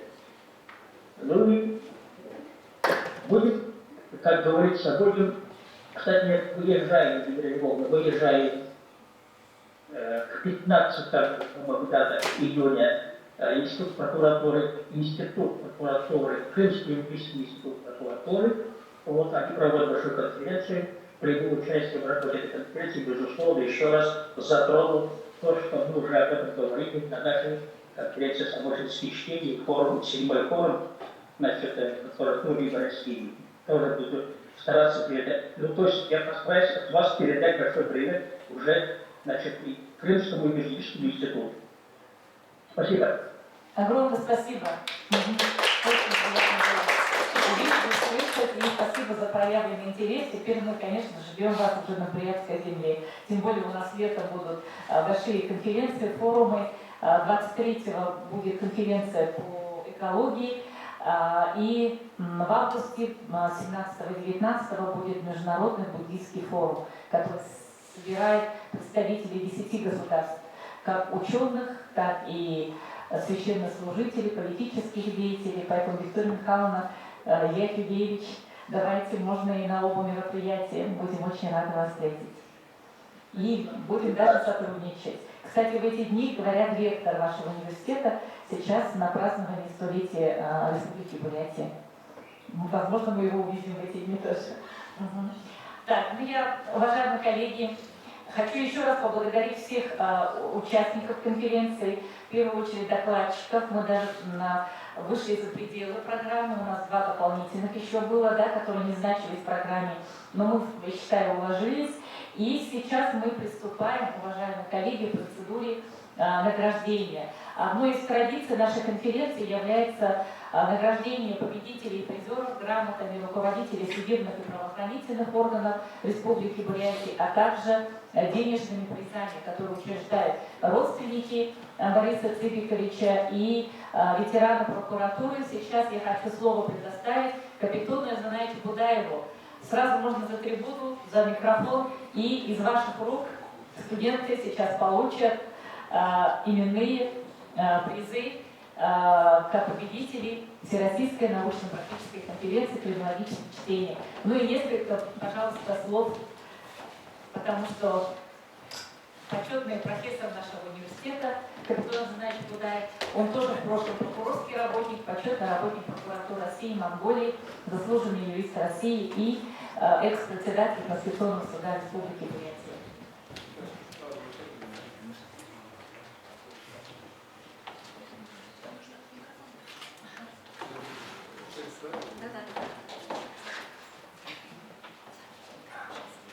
Добрый день, дорогие коллеги. Я, Валишев, конечно, я это раньше писал, такие выводил, но для вас могу сказать, что Валишев меня направил на учебу в Свердловский юридический институт в 70-м году. Значит, что интересно, Валишев, он в то время ввиду острой нехватки кадров юристов, он договорился генеральным прокурором и ректором Свердловского юридического института Остапенко, значит, о направлении ребят, выпускников из Бурятии для поступления в юридический институт Свердловский. И так было 4 года, 68, 69, 67, 68, 69, 70 год. Вот я 4 года в 70 году по направлению прокуратуры республики, это поступил в Свердловский институт, экзамене принимали у нас в Бурятском юридическом институте. Здесь был приезжал представитель из Свердловского юридического института. Один преподаватель был. Значит, и вот мы 100 человек было, примерно 100 человек было кандидатов, экзамены сдали в этом юридическом институте, и 25 человек прошли и уехали учиться. И так 4 года по 25 человек поступали, уезжали учиться в Свердловск. Вот примерно 100, около 100 человек окончили, и все обратно приехали сюда.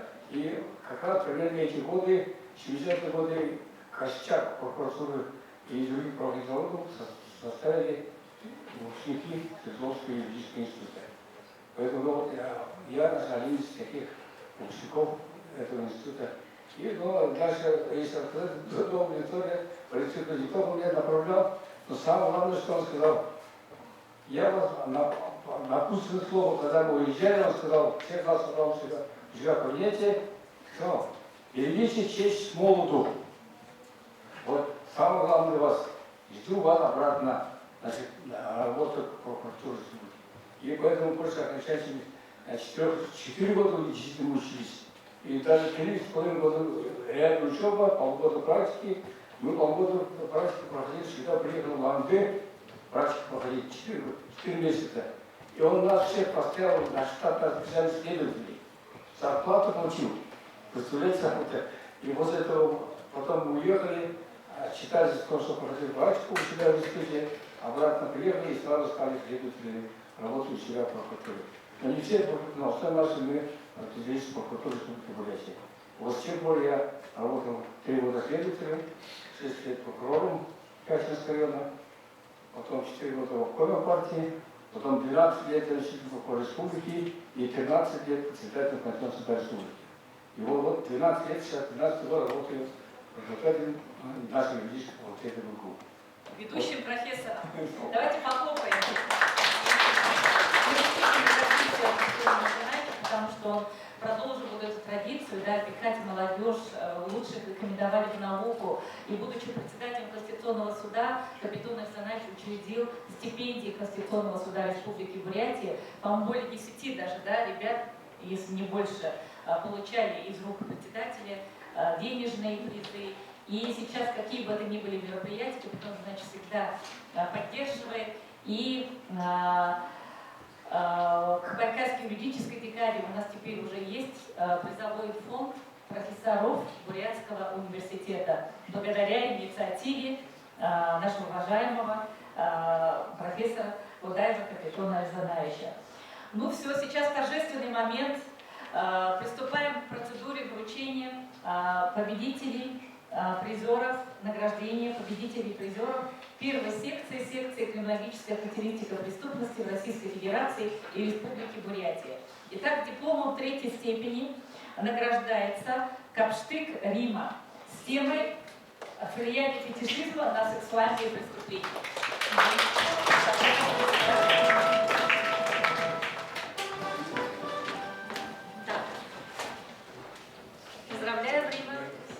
очень необычный доклад, авторски проработанный. Да.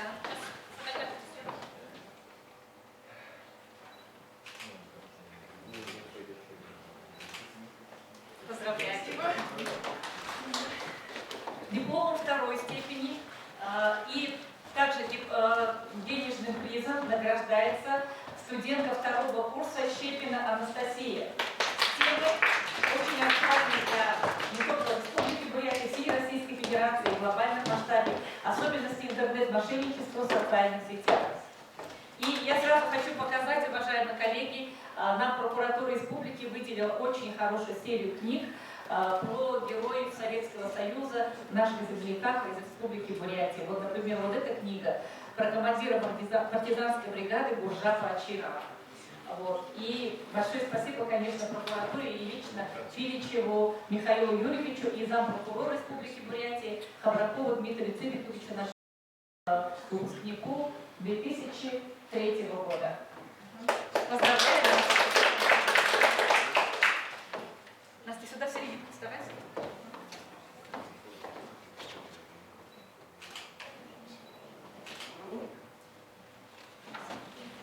И третье место, и первое место, все вы уже знаете, кто занял. Итак, студент второго курса Вашагин Вадим, руководитель нашего студенческого самоуправления, и доклад вы уже прослушали. Поздравляем от души, диплом первой степени и денежный приз в размере 5000 рублей. Поздравляем, Вадим. Давай пожалуйста, руку сюда, сюда.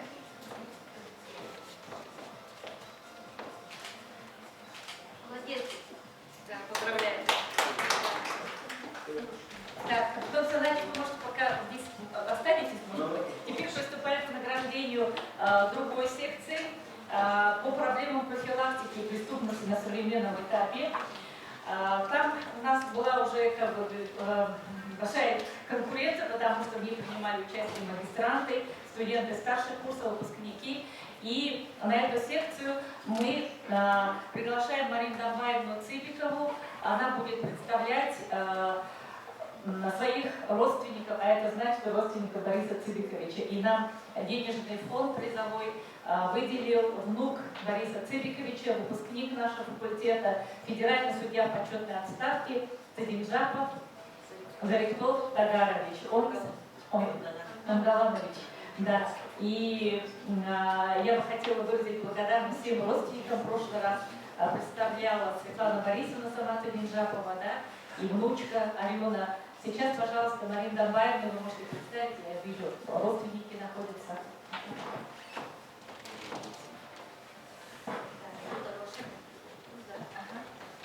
Так, дипломом третьей степени награждается студент юридического факультета третьего курса Брылев Максим. И книгой, четвертого, да, и книгой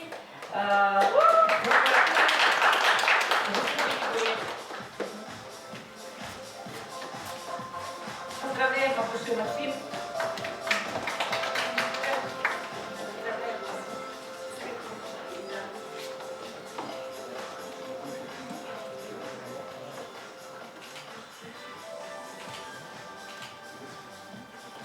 Дипломом второй степени награждается сразу два студента и также денежными призами. Балгаев Дмитрий, Бимбаев Антон.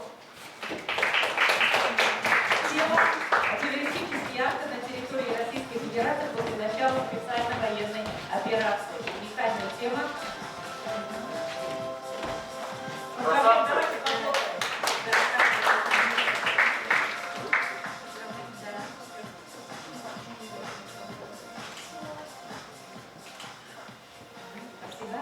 И победители у нас также два. Так, ребята, я книгу забыла. Поздравляю. Антон студент международная эта группа, да? Да. Международно-правовой профиль. Группа 124, да? 114. Угу. Так, и, уважаемые коллеги, теперь еще один торжественный момент. У нас два победителя в первой секции.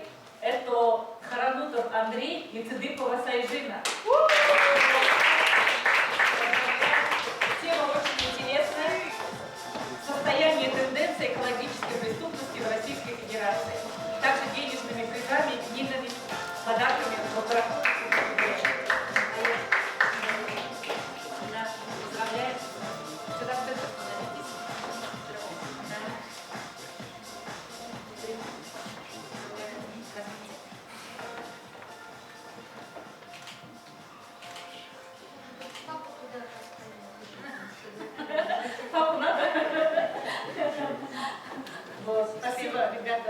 И предлагаем вам дальше продолжать эту тему.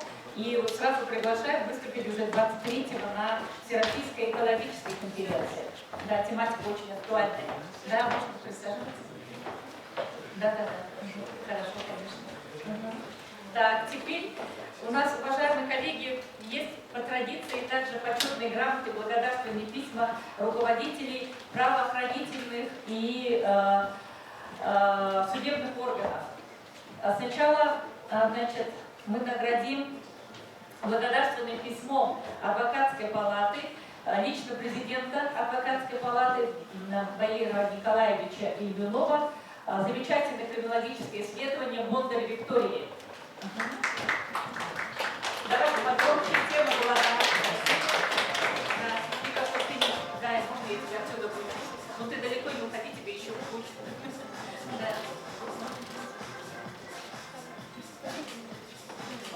Благодарственным письмом прокуратуры республики с подписью лично прокурора республики Пиличева награждается осовой майор. Говорят, было очень хорошее, интересное исследование. Алёк, пожалуйста. Его нет, да? Брылев Максим. Дополнительно благодарственным письмом прокуратуры республики. Тема какая была? По криминалистике, да? Поздравляем, по-моему, это уже не первый раз, вы выигрываешь криминалистику чтение. Макс лучший! Так, приглашается сюда для получения благодарственного письма прокуратуры Республики Бурятия Триханов Роман. Тема по незаконному вывозу водных Байкальского облака.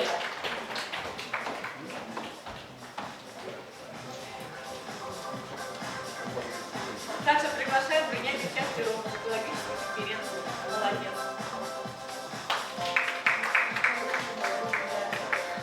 Портфолио, конечно, замечательное, да? Руководитель Следственного управления Следственного комитета Российской Федерации по Республике Бурятия подписал благодарственное письмо Бондарь Виктории. Еще раз. Это действительно тема у нее была домашнее насилие, и она вызвала самый большой, наверное, да, отклик на больше всех вопросов. Да. Еще раз можно сфотографировать, можно тогда с вами.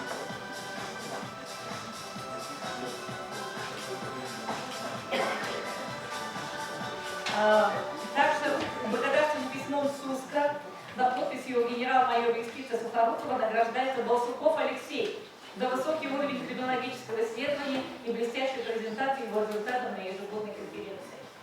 Алеши нет, да, магистрат? Магистр первого курса. Начальник УФСИН России по Республике Бурятия, полковник внутренней службы Кудрявцев выражает благодарственное письмо об управлении УФСИН по Республике Бурятия. Янтранова Виктория.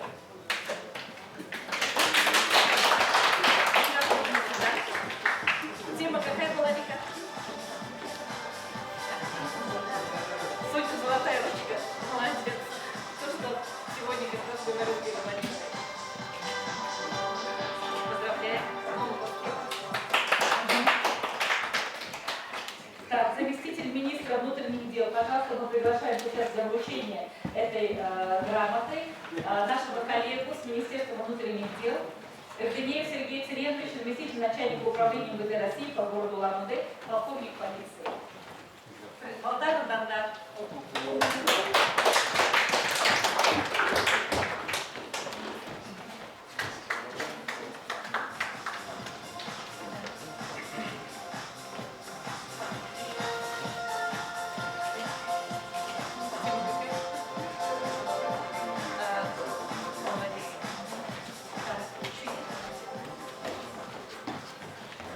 Да. Верховный суд Республики Бурятия выражает благодарность Харанутову Андрею Цыдыковой Сайжине. Председатель Верховного суда Республики Бурятия, заслуженный юрист РЗ, кандидат наук, доцент Альбина Александровна Кириллова.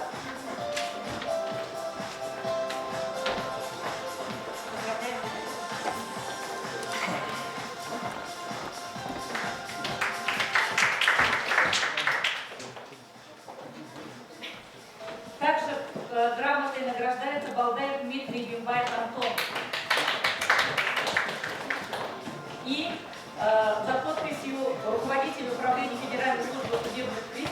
Награждается Янханова Виктория.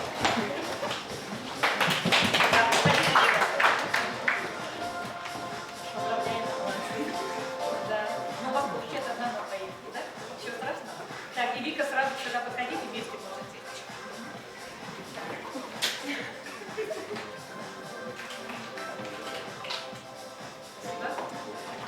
И у нас новое появилось. Раньше мы никогда не видели, что студенты сами учреждали свой приз.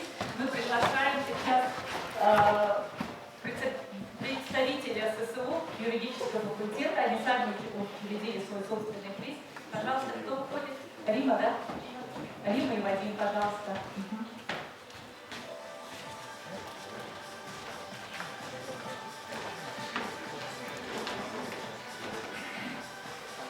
Рада всех еще раз приветствовать. Сегодня, конечно, Бабич Екатерина, наш студенческий лидер. Она улетела в Москву, участвует в всероссийском конкурсе, поэтому ее представим мы. Диплом за активное участие во Всероссийской научно-практической конференции «Криминологические чтения» награждается Балбарова Дина.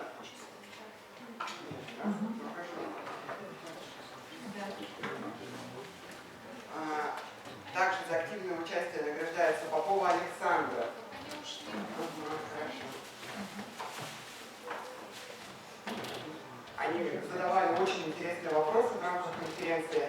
Ну и в этом году студенческое самоуправление учредило свой приз. Это, наверное, произошло впервые. И были бурные обсуждения, были достаточно сильные споры, но мы постарались быть объективными, и дипломом награждается Бондар Виктория.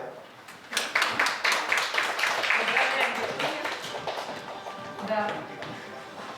Еще раз давайте похлопаем. И спасибо нашим студентам. Так, и, ребята, не уходите. ССУ. Народный Урал. Тоже это новое, да, в этом году. Значит, смотрите, какие красивые. Оформил нам благодарственные письма. Благодарственное письмо Народного Урала Республики Бурятия.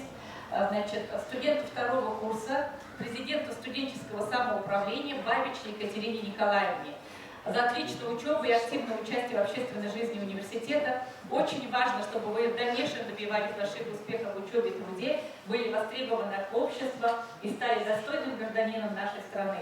Председатель Народного Урала Республики Бурятия Владимир Анатольевич Павлов. Катя сегодня улетела, она у нас выиграла республиканский конкурс «Студенческий лидер» и представляет интересы где в Москве, да? В Москве. Давайте послушаем. Так, я вручаю, да, вам, ребята. Такое же благодарственное письмо вручается Капштык Риме Михайловне за отличную учебу и активное участие в общественной жизни университета. Также Щепиной Анастасии Юрьевне. Подождите. Цыренову Владиславу Витальевичу, ответственному секретарю нашей конференции. И Башакину Вадиму Алексеевичу. Пожалуйста, ребята, вас всех приглашаем. Так, Капштык Рима Михайловна. Щепина Анастасия Юрьевна. Да. Цыренов Владислав Витальевич. Молодец. Практически весь успех конференции, можно сказать, на его плечах. Давайте Вадима отдельно поблагодарим. И Щепина Анастасия Юрьевна. Молодцы, ребята. Да.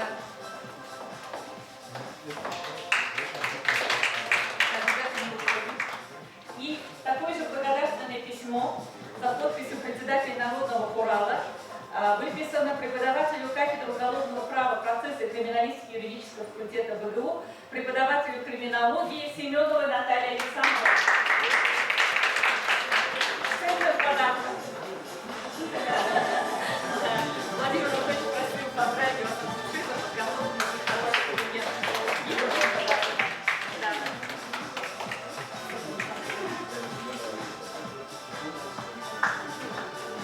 Спасибо, давайте еще раз.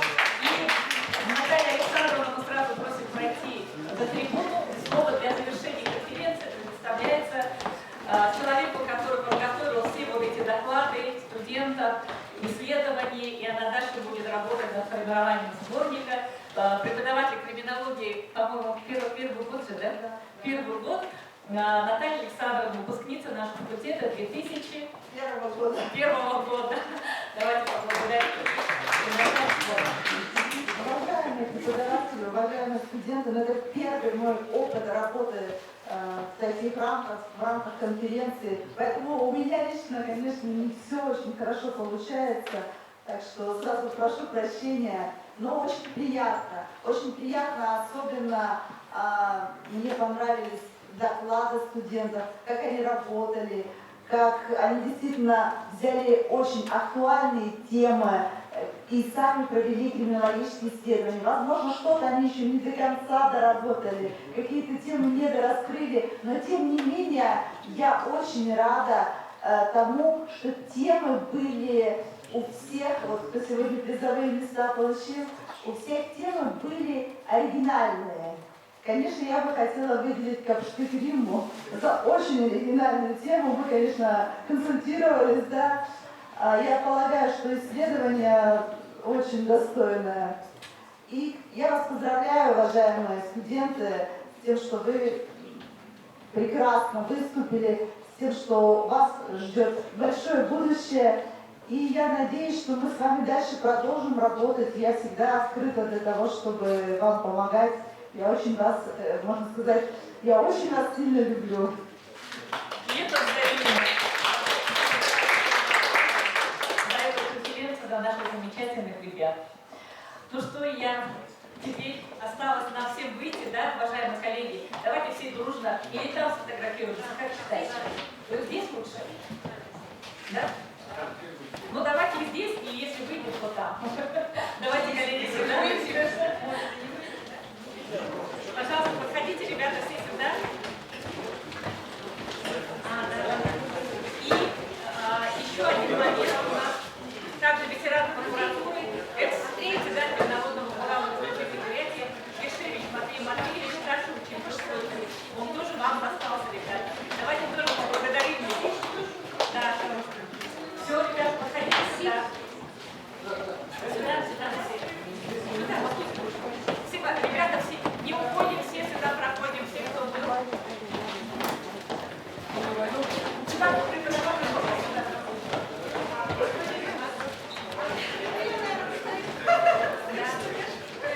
Уважаемые студенты, сюда проходите. Первое фото здесь, а потом пойдем в ванну.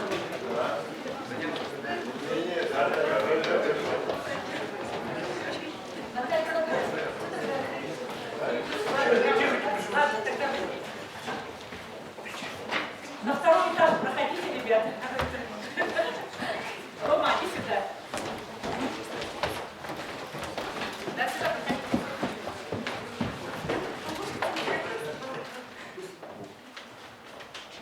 Настя. Настя, иди сюда. Еще кто там сидит у нас?